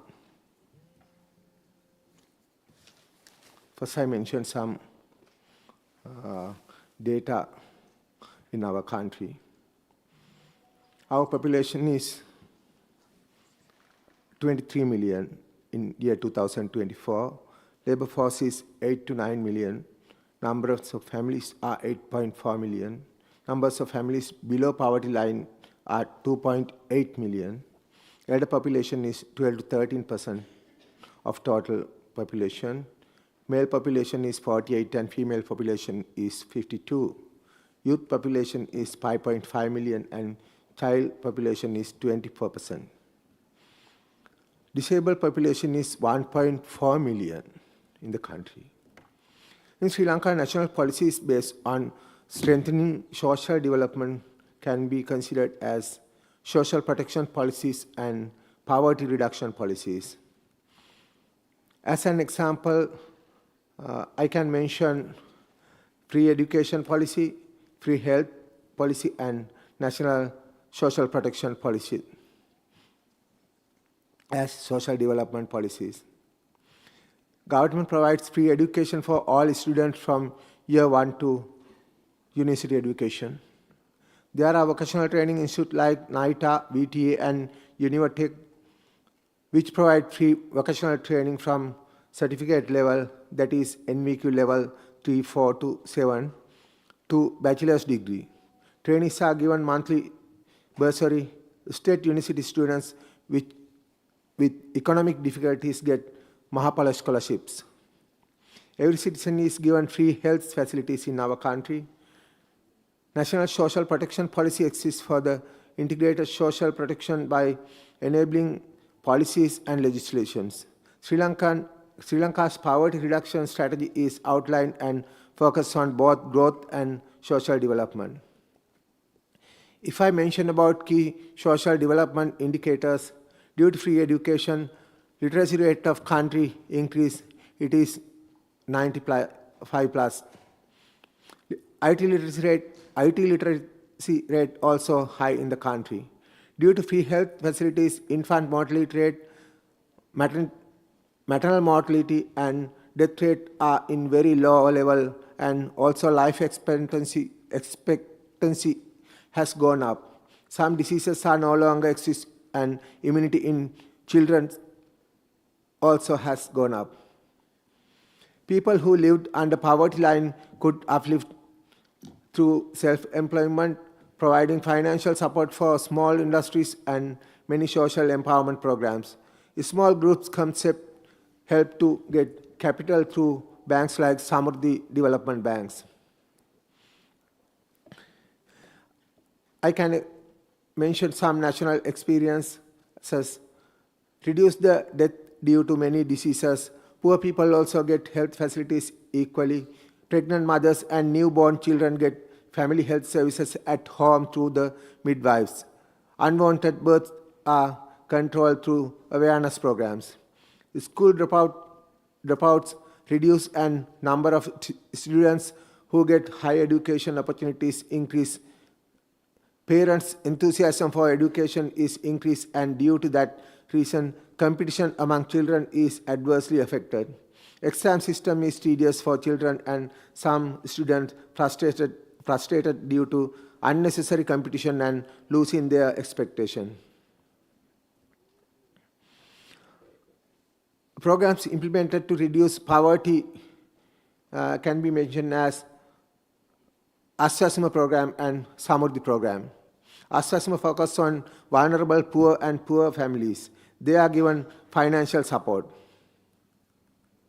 Samurdhi program focus on poor families and they are given financial support. That is called Samurdhi allowance. Under Samurdhi program, 1.7 million poor families are covered.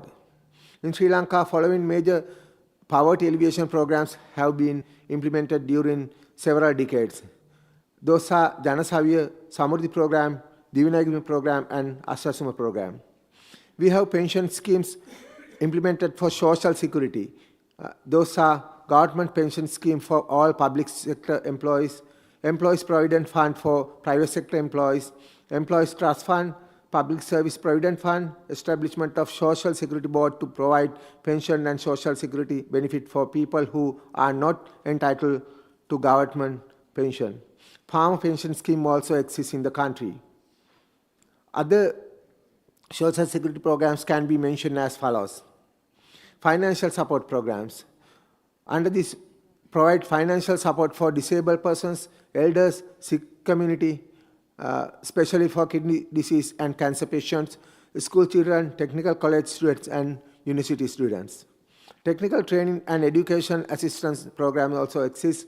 Provide technical assistance for disabled persons and school leavers and youth. Providing educational assistance for disabled persons, school children, and undergraduates.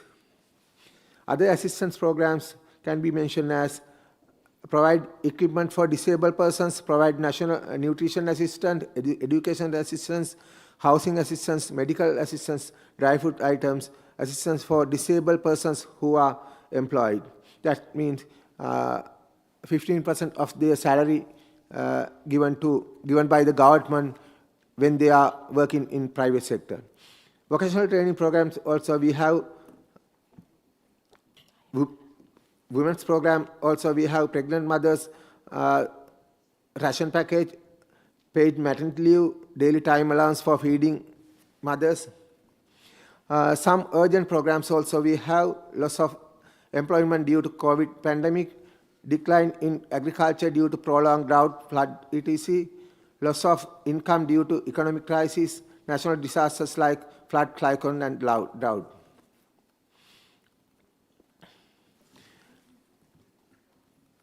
Actions taken to address social and economic challenges, elderly health insurance and insurance scheme for the persons with disabilities, through the right of persons with disabled persons, poverty alleviation programs, pension schemes, social development programs, health and education programs, policy amendment, and new policy reductions. We have financial issues to implement these programs, so sometimes we can't reach to our objectives. We propose, we have proposed strategies, need to introduce new low interest loan scheme for small industries and introduce revolving funds, providing funds to establish new universities, educational institute, training centers, and technical education institutes with public-private partnerships. Reduce. Would you mind wrap up? Concept in education sector, and those are the proposed strategies. Okay, thank you very much for giving this opportunity for our country. Thank you. Thank you, delegates, distinguished delegates of Sri Lanka. And I again reminded all the delegates to strictly for 3 minutes to intervene. The next speaker on my list is the distinguished delegates of Kiribati, who I now invite to take the floor.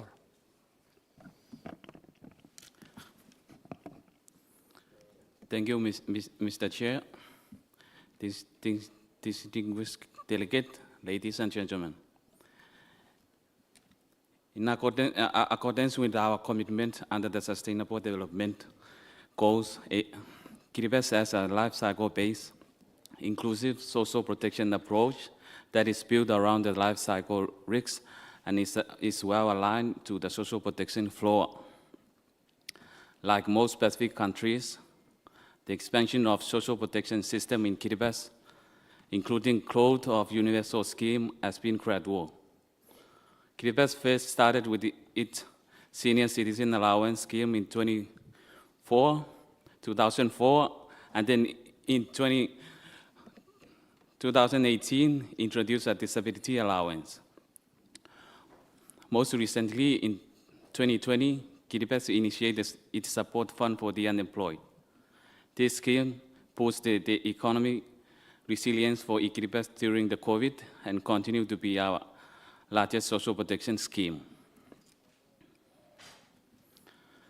Kiribati social protection system covers approximately 54.4% of the population, with the highest social protection spender in the region, investing 8% of GNI on our social protection scheme. This is because social protection is a bipartisan issue in Kiribati. We are strong and also of broad-based and universal social protection scheme. The Ministry of Women, Youth, Sport and Social Affairs is responsible for coordinating the implementation of social protection programs, working in partnership with the wide range of central and local government institutions. KV20, or Kiribati's vision for the next 20 years, and the social benefit design document demonstrate that the government of Kiribati has a clear objective for social protection. Our approach to social protection policy, as articulated in the KV20, is based on the Pacific culture of community, care, and accountability. We believe that the role of the government is to enable our community to flourish. As part of the work completed to date under the Social Protection Division with the DFAT support, a micro-simulation for social protection benefit was conducted in the 2023. Analysis from the micro-simulation has shown that the unemployment benefit had helped improve the living standard by reducing the level of poverty from 23% to 12% in just 3 to 4 years. These results are also supported by analysis from the ILO, World Bank, and IMF, showing that a similar result. Social protection is an effective investment toward improved living standard, economic growth, and also community social cohesion. Social protection program in Kiribati support the unemployed, the elderly, and people with disability to both participate in and contribute meaningfully to the community of life, all of which in Central of the Pacific and Kiribati culture.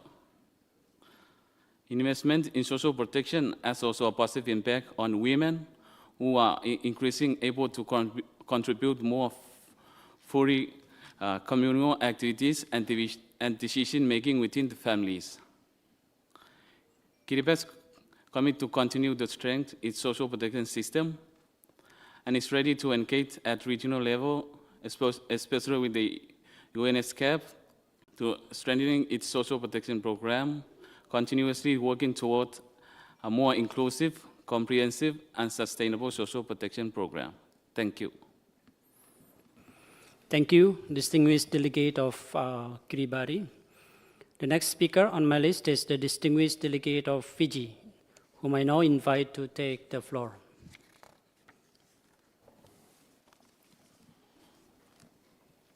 Thank you, Chair, Excellencies, invited guests, ladies and gentlemen.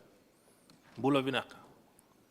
With all protocols observed, allow me to extend my appreciation on behalf of my government to the ESCAP Secretariat for convening this committee session as we draw closer to 2030.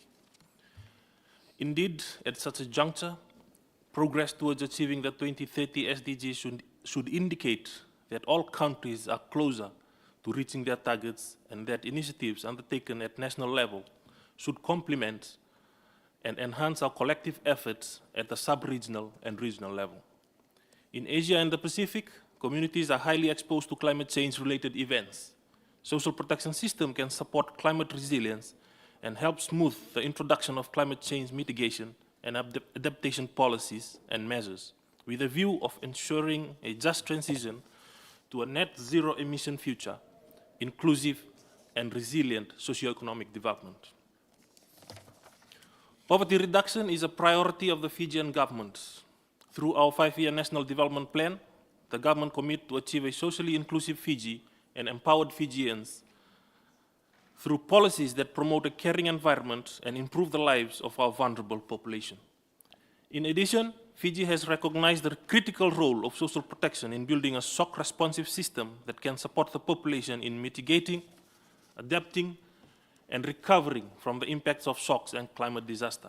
The government of Fiji has implemented several shock-responsive policies and initiatives, such as the unemployment benefit, the inflation mitigation support, disaster recovery assistance, and expensive COVID response assistance, channeled through its social protection system. It has recently developed an adaptive social protection strategy and anticipatory actions framework to consolidate its approach using social protection as a tool to anticipate and respond to shocks moving forward. The social assistance policy framework is currently being implemented under the social reform agenda. The overarching goals of Fiji social assistance policy is to promote the progressive realization of the right to social protection, to reduce poverty and social exclusion.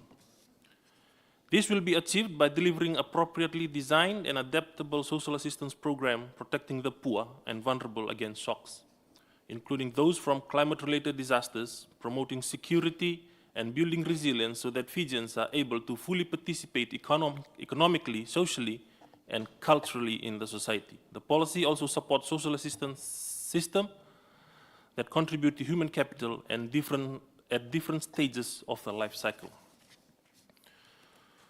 For vulnerable small islands developing states like Fiji, we fully note the importance of integrating digital technologies and solutions into national policies, strategies, and robust measures to strengthen resilience and adaptive capacity to address climate-related risks and natural disasters. Nevertheless, we endeavor to promote social protection that yields a future where agile and modern social protection systems withstand and adapt to risk and vulnerabilities, and where such systems work in harmony with technological innovation to deliver more sustainable solutions for a carbon-neutral future and contribute to building resilience among people for a brighter future for all. Finally, Chair, underpinning all our efforts is the vitality of strengthened partnerships with our member states, international organizations, and private sectors. In this regard, we encourage support for our smaller islands developing states' social protection journeys in reducing poverty, social exclusion, and protecting the delivery of public social services to safeguard our people and community livelihoods. Thank you. Thank you, distinguished delegate of Fiji. The next speaker is the distinguished delegate of India, whom I now invite to take the floor. Thank you, Chair, Excellencies, distinguished delegates, ladies and gentlemen. Namaste to you all from India. As we discussed future-proofing social protection system, we must accord the highest priority to human-centric approach. The long-cherished Indian ideal of Vasudhaiva Kutumbakam is the driving force for our commitment to one earth, one family, one future, where there is no barrier and no discrimination, and where no one is left behind. In today's technologically advancing world, there is a need for balancing regulation for safe and responsible use of technology, especially in leveraging e-governance for social protection system. Digital public interface should be bridge, not to be a barrier.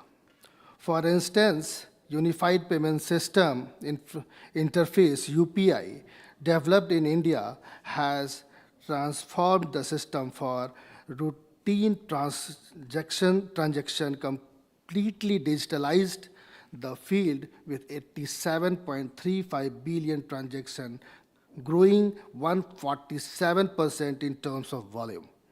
This has translated diverse of gender, urban, rural, rich and poor, and women are increasingly taking ownership of digital payment interface. Distinguished delegates, India is a driving progress on promoting sustained, inclusive, and sustainable economic growth. Indians' JAM Trinity, it means Jan Dhan, that is bank account, Aadhaar, that is ID, and mobile, has transformed the life of disadvantaged section of the society by linking them with banking, financial services, as well as insurance. JAM Trinity has propelled financial inclusion rate from 25% in 2008 to over 80% of adults in last 6 years, a journey sorted by up to 47% thanks to the digital payment interface. Digitalization of the governance also contributed to reducing inefficiency and corruption, acknowledging the networks in hindering women's across to the public services. India has disbursement of welfare benefit directly to the citizen under various schemes of government in transparent manner, which eliminate human interfaces in transaction. For instance, to enable women to rest and recovery after childbirth, India has provided financial support directly in the bank account of 35 million pregnant women and lactating mothers, with a total disbursement of more than 1.7 billion US dollars.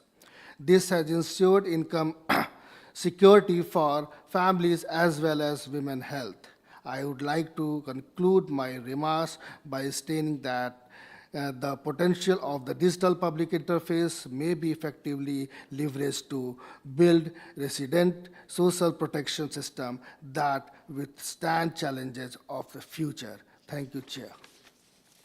Thank you, distinguished delegate of India. The next speaker is the distinguished delegates of Bangladesh, whom I now invite to take the floor. Mr. Chair, distinguished delegates, Bangladesh thanks ESCAP for its continued efforts to promote sustainable and inclusive social protection systems across Asia and the Pacific. In pursuance of our commitment to leaving no one behind, Bangladesh has progressively rolled out a multifaceted social safety net package to promote the well-being of the most vulnerable segments of the population. Some of the well-performing social protection schemes include old age allowance, vulnerable women's benefit through cash transfer, mother and child support through stipends, nutritional package, etc. And programs designed for marginalized groups like tea garden workers, transgender, and other disadvantaged communities. The current interim government has undertaken a broad-based reform strategy, which also envisions recalibrating public expenditures towards enhanced social protection. The government aims at durable and far-reaching fiscal sector reform with a view to, inter alia, mobilizing and utilizing resources in a just and equitable manner, investing further in education, health, and employment in consideration of global mega trends affecting the future generations, and improving the design and efficiency of social protection programs through a viable combination of contributory and non-contributory schemes. One of the priorities for present government would be identify and address certain structural gaps in social protection delivery, especially in terms of selecting beneficiaries most out of the political consideration. In so doing, added attention would be deployed to digital record management and disbursement in context of improved data governance. Bangladesh would be willing to work together with ESCAP to learn from good practices from other comparable contexts in the region, in an effort to ensure that every citizen is covered by at least one social safety net. The notion of a social protection floor has remained under active consideration of our overall policy framework. The protracted impacts of global economic shocks and supply chain disruptions continue to cause inflationary pressures in many developing countries, including Bangladesh. Our government has been organizing open market sale and family card programs to help low-income families access essential goods at a subsidized price. While they have provided some temporary relief to around 10 million families, it remains to be explored how the scope and reach of such programs may be broadened to cover those under risk of sliding down the income thresholds. In this context, families with no earning member or led by single mothers tend to remain particularly susceptible to shifting and high market prices. As a climate vulnerable country, Bangladesh underscores the critical importance of adaptive social protection to enable the most affected communities to build resilience and sustain livelihoods. The National Adaptation Plan's 2022 factors in the issue of social protection, including the smallholder farmers, fishers, and foresters, whose lives and livelihoods are most likely to be disrupted. The erratic monsoon patterns in recent years already indicates the gaps that the need to be addressed in the prevailing arrangements for early warning to rehabilitation. This would also require a reset and readjustment of existing social protection targeting, coverage, and delivery system. The evolving digital disruption of a world of work would certainly add further layers of challenges for economies like ours that are already marked by considerable degree of informality. It would perhaps require our collective foresight to address heightened risk of informality, including through a comprehensive social protection framework. Particular attention would need to be given to the workers whose skills set would likely become redundant, including those taking a pause for care responsibilities. It would make sense to design social protection in such a way that not only respond to the income insecurities, but also facilitates reskilling, upskilling, and lifelong learning. This would acutely relevant for societies undergoing a demographic shift towards a larger portion of the aging population. Human mobility would continue to remain a constant feature across the world, including the Asia and the Pacific. It would be crucial for our region to also expand our opportunities for social protection access and portability for migrant workers. For economies reliant on migrant workers, it would be advisable to make sure that this particular segment does not remain stuck in informality, especially in order to cater their needs for health services, injury compensation, and pension benefits. To conclude, Bangladesh remains committed to advancing inclusive social protection that is adaptive, resilient, and people-centered. We stand ready to work together with our regional partners to further future-proofing our social security system. I thank you. Thank you, distinguished delegate of Bangladesh, which is the last in our list of interventions of the members. Is there any other government to intervene? Distinguished delegates of Japan. We'd like to ask, with regard to when the Secretariat is introducing the decision text under this agenda, or is this right at the end? We have some comments, thanks. Yes, after all the delegates intervene. Thank you. Is there any other delegates from Iran?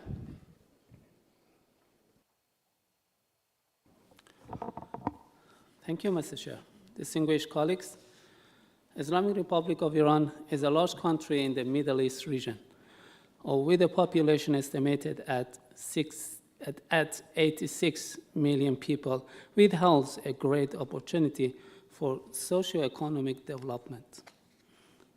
In addition, Iran is home to a huge number of Afghan refugees, legally and mostly illegal immigrants, which had increased its socio-economic vulnerabilities and created a burden and weakened its own capacity to support its people socially and economically.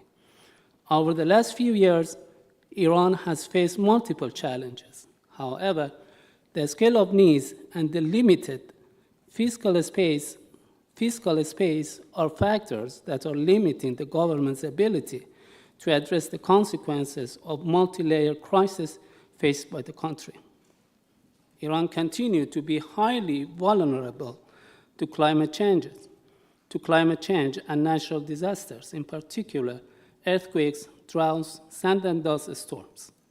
This calls for further strengthening the national social protection system to withstand potential shocks.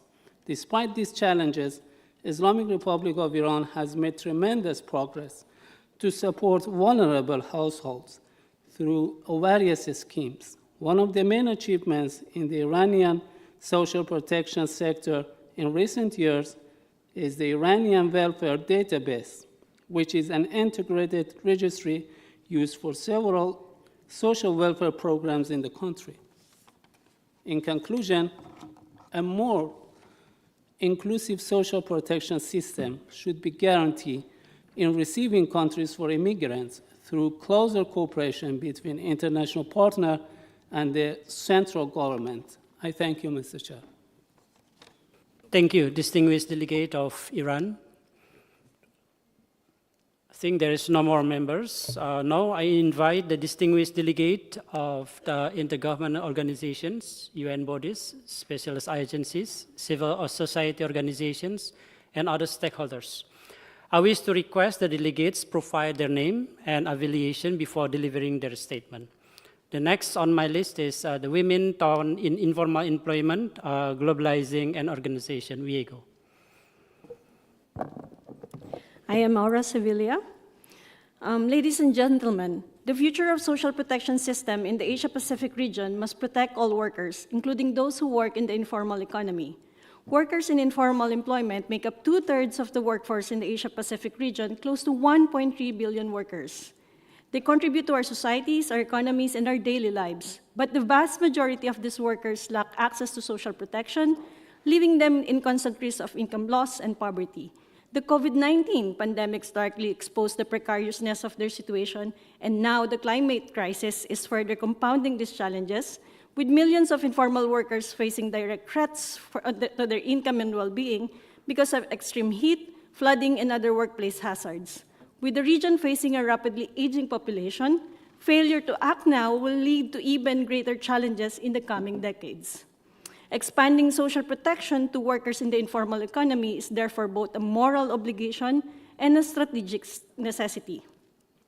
We can address immediate vulnerabilities and prepare societies for the future, fostering resilience to crisis and providing investment in tomorrow's workforce. So what do workers in the informal economy need? First, government can focus on expanding universal social protection through tax finance benefits such as universal child grants and pensions. These play a crucial role in providing basic income protection for informal workers and their families. Second, governments can adapt social insurance system to be more inclusive of workers in the informal economy, particularly the self-employed. Informal workers need tailored and affordable benefits that address the specific risk of their working lives, such as loss of income, injury, sickness, and maternity. Across the Asia-Pacific region and beyond, there are encouraging examples of governments successfully extending social insurance to workers in the informal economy, showing that it is possible and achievable.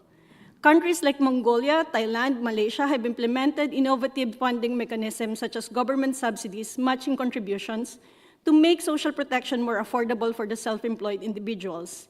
India has decades of experience through the establishment of the welfare boards. Vietnam has amended its social insurance law to extend compulsory social insurance coverage to new groups of workers such as household business owners and part-time workers. These examples highlight that expanding social insurance to informal workers is feasible and that by taking bold and innovative steps, governments can overcome barriers. But governments cannot do this alone. To shape the future of social protection in Asia-Pacific region, inclusive social dialogue with organizations representing workers in informal employment is essential. To achieve this, we call upon the government, social partners, and international organizations to take 3 specific actions. First, remove the legal barriers that hinder informal workers' right to freedom of association by revising the labor laws. Second, mandate the inclusion of informal workers and their representatives in the governance structures of social protection system to ensure that the voices of informal workers are heard in policy-making processes and that their specific needs are addressed. And lastly, strengthen the organizational and leadership capacities of workers' organizations by providing them training and resources to better represent their members in policy discussion and engage effectively with governments and other stakeholders. WIGO commits to helping foster regional cooperation by facilitating connections between governments and informal workers. Again, a future of social protection must protect all workers, including those who work in the informal economy. Thank you. Thank you, distinguished delegate of WIGO. The next speaker is a distinguished delegate of DPIAP, whom I now invite to take the floor. Thank you, Mr. Chair. Disabled People's International Asia Pacific, or DPIAP, would like to make an intervention under this agenda on 3 critical topics: climate change, employment and work for persons with disabilities, and digitalization.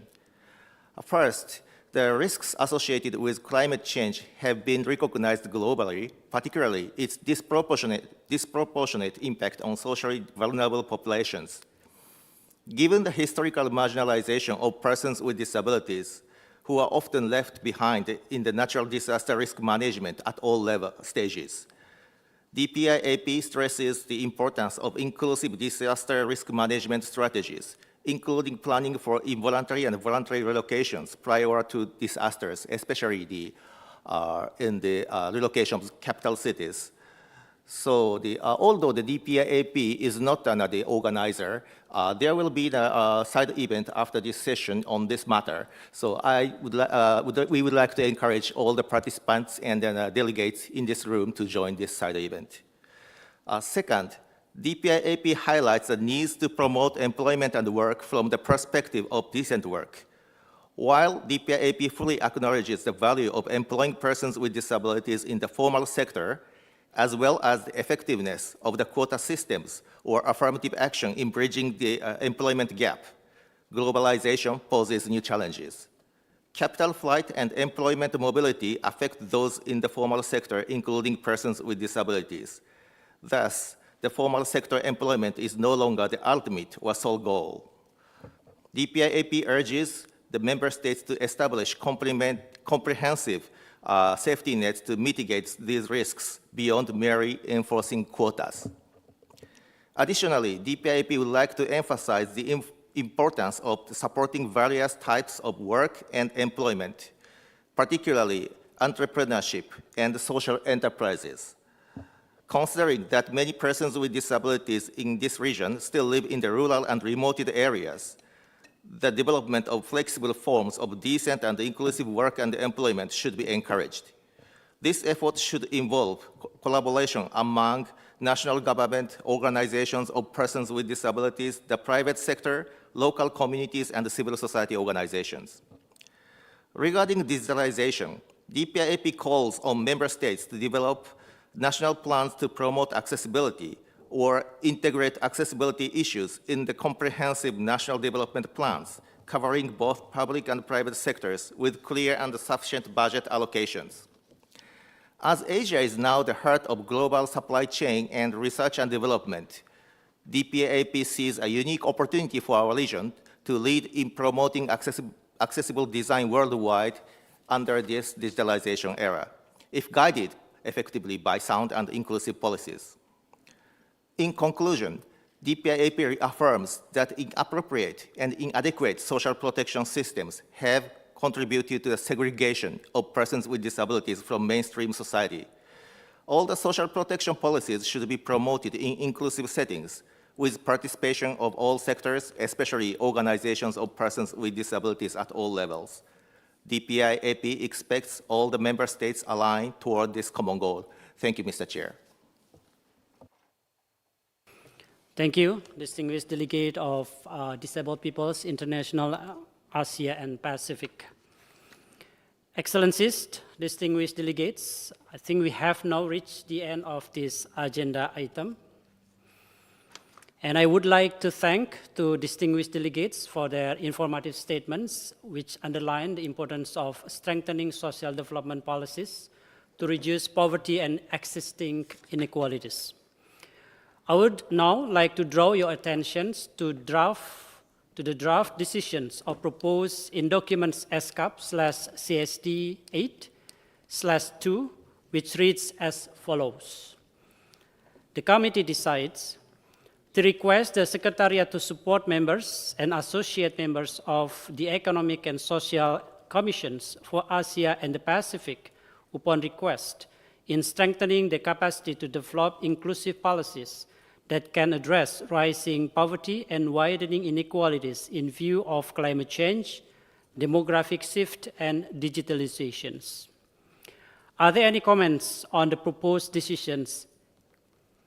Or can we agree to the decision formulated? Distinguished of Japan. Thank you, Mr. Chair. And since this is the first time I'm taking my floor, I'm adding a little bit of intervention on top of this as well. But we first wanted to thank the Secretariat for the report and the draft text.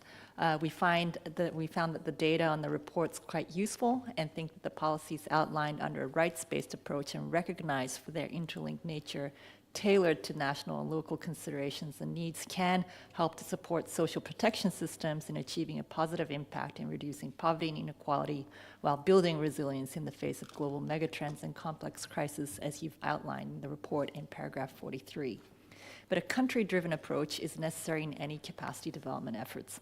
For us, for example, the universal healthcare coverage and pension system is a key pillar of our social protection system and fits our needs well, and it's part of our identity, but we understand that this requires massive national consensus building. In light of the breadth of work done across the UN system, we think that it's essential for various organizations in the UN system in their capacity development efforts to collaborate closely in line with their mandates to effectively and efficiently assist member states without duplication or conflicting objectives. To clarify this point, we have minor edits on the proposed decision text. We request to add after upon request and within existing mandates and available resources.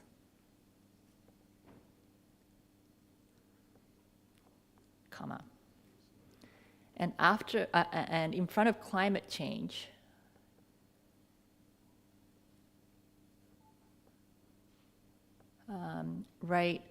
add threats such as, so that we recognize the country-specific nature of the threats as addressed in your report. And at the end of the sentence, after digitalization, we request to add, in alignment with national priorities, and this is to reflect ESCAP's recent negotiation outcomes on this matter. Thank you.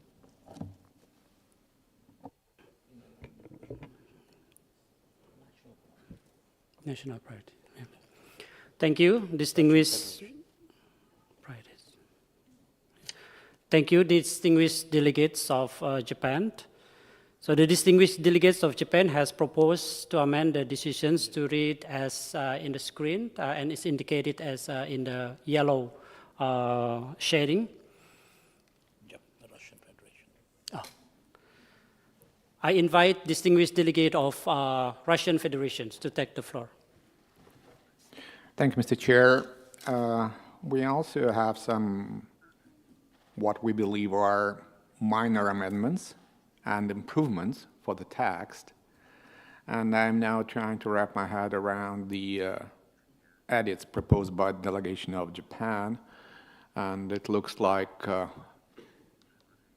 what we are thinking that might fit well into the text already actually proposed by Japan, assuming that it might be palatable for delegations. First, I would like to briefly react, and that would be kind of explanatory comments on the proposal made by the distinguished colleague from delegation of Japan, which reads, threats such as. Climate change is a threat.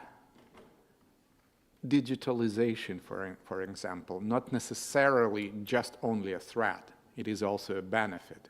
So I would try to suggest something that might be incorporating the idea contained in the basic, actually, core edit of delegation of Japan. And I'm talking on top of my head because actually the floor was given to the delegation of Japan, which and I have our amendments as well. So what I would suggest, what we would like to suggest on behalf of the delegation of the Russian Federation, that afterwards to develop inclusive policies, after policies, we made an insertion which reads, incorporating benefits of digitalization. Inclusive policies, incorporating benefits of digitalization. Incorporating benefits of digitalization. That done, we address the issue of digitalization and what might be positively used for social policies. Then in the end, rather than saying, in view of climate change, demographic shifts, and digitalization, we would suggest to say the following. In view of multiple challenges of socio-economic and environmental nature faced by the region,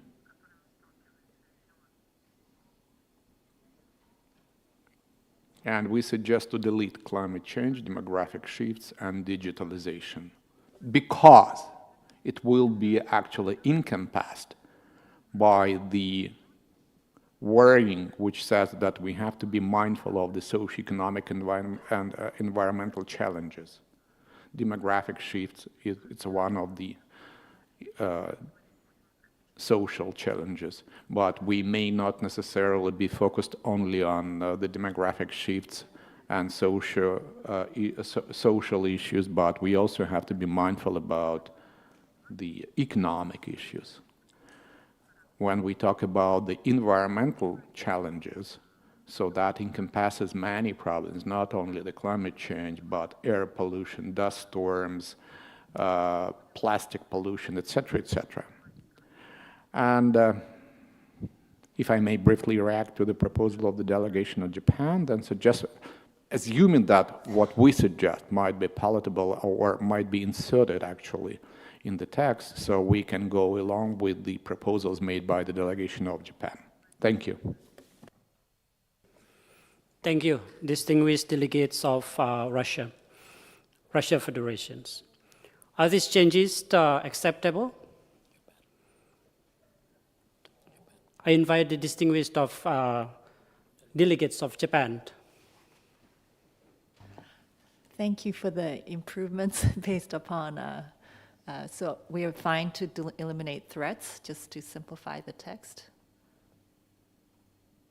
So you can take that out. And we're okay with the rest as well. Thank you, proposed.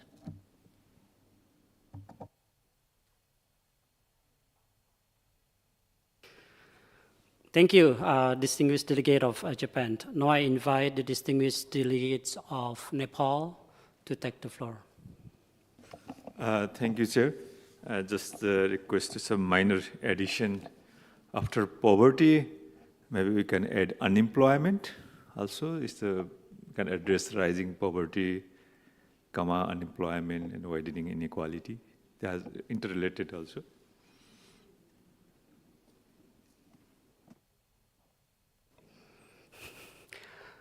Thank you, distinguished delegate of Nepal. I now invite unemployment, not employment, unemployment. Now I invite the distinguished delegate of Iran to take the floor. Thank you, Mr. Chair.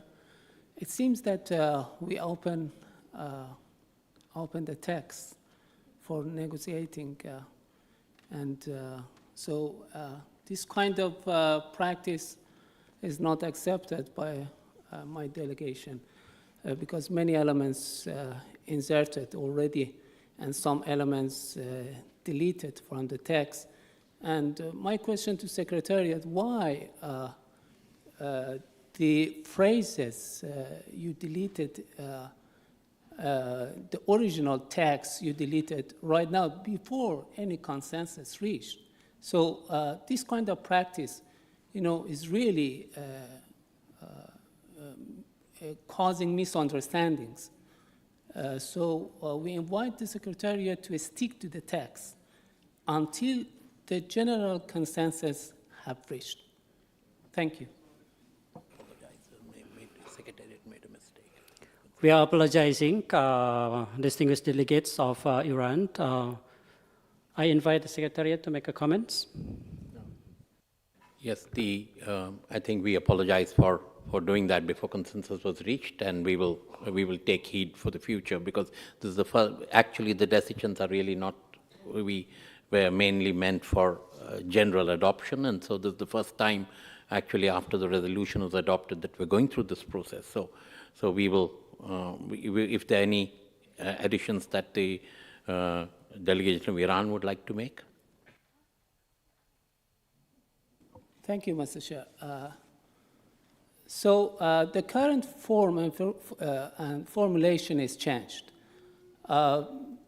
The concentration of this paragraph is digitalization, while other challenges like demographic shifts and climate change, already emphasized by several delegates in national statement, is not reflected truly in the text. So in order to incorporate all comments made in the national statement of distinguished delegates this morning session, we are in favor of keeping climate change, demographic shifts, and digitalizations. So we agree with the insertion of multiple challenges of socioeconomic and environmental nature faced by the region.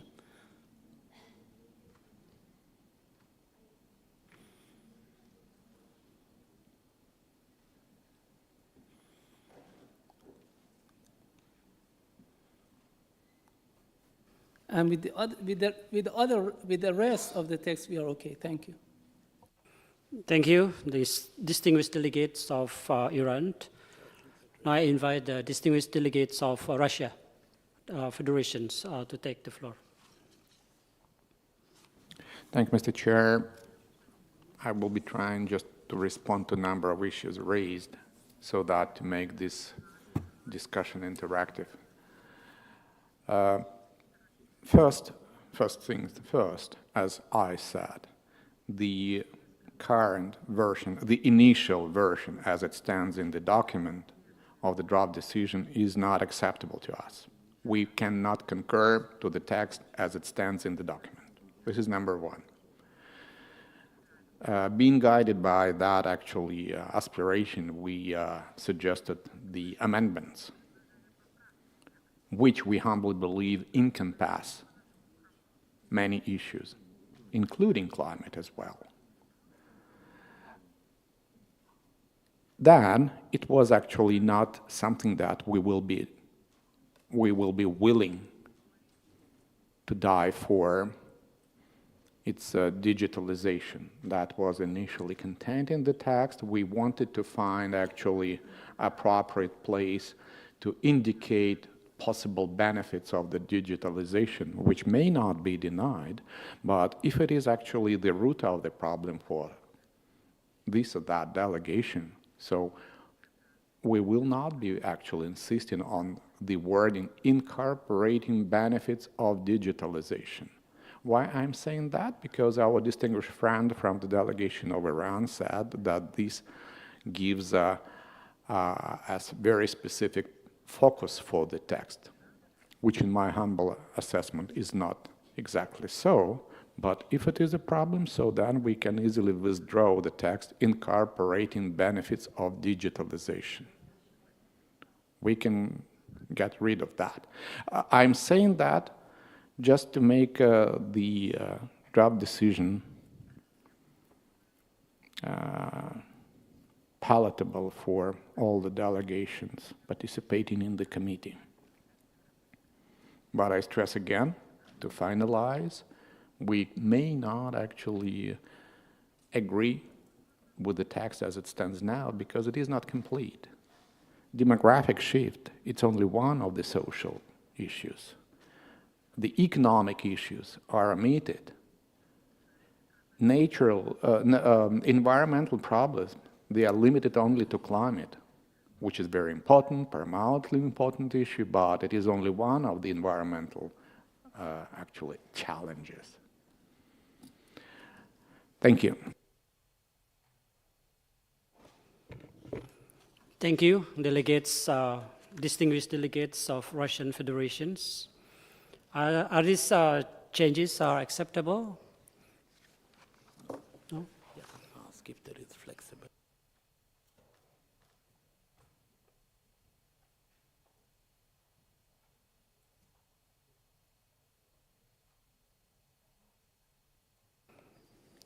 Can we ask the flexibility from delegations of these changes?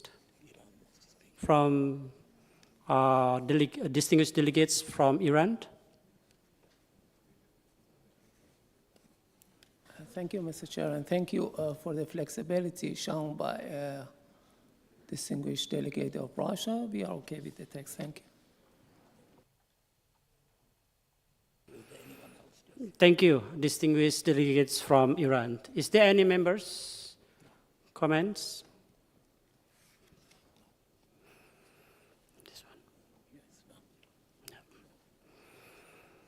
Okay, I propose that decisions as amended by the distinguished delegates of Iran, Russian Federations, Nepal, and Japan be included in the draft report of the committee as decision 1 and considered under agenda item 7, adoptions of the report of the Committee on Social Development on its 8 sessions.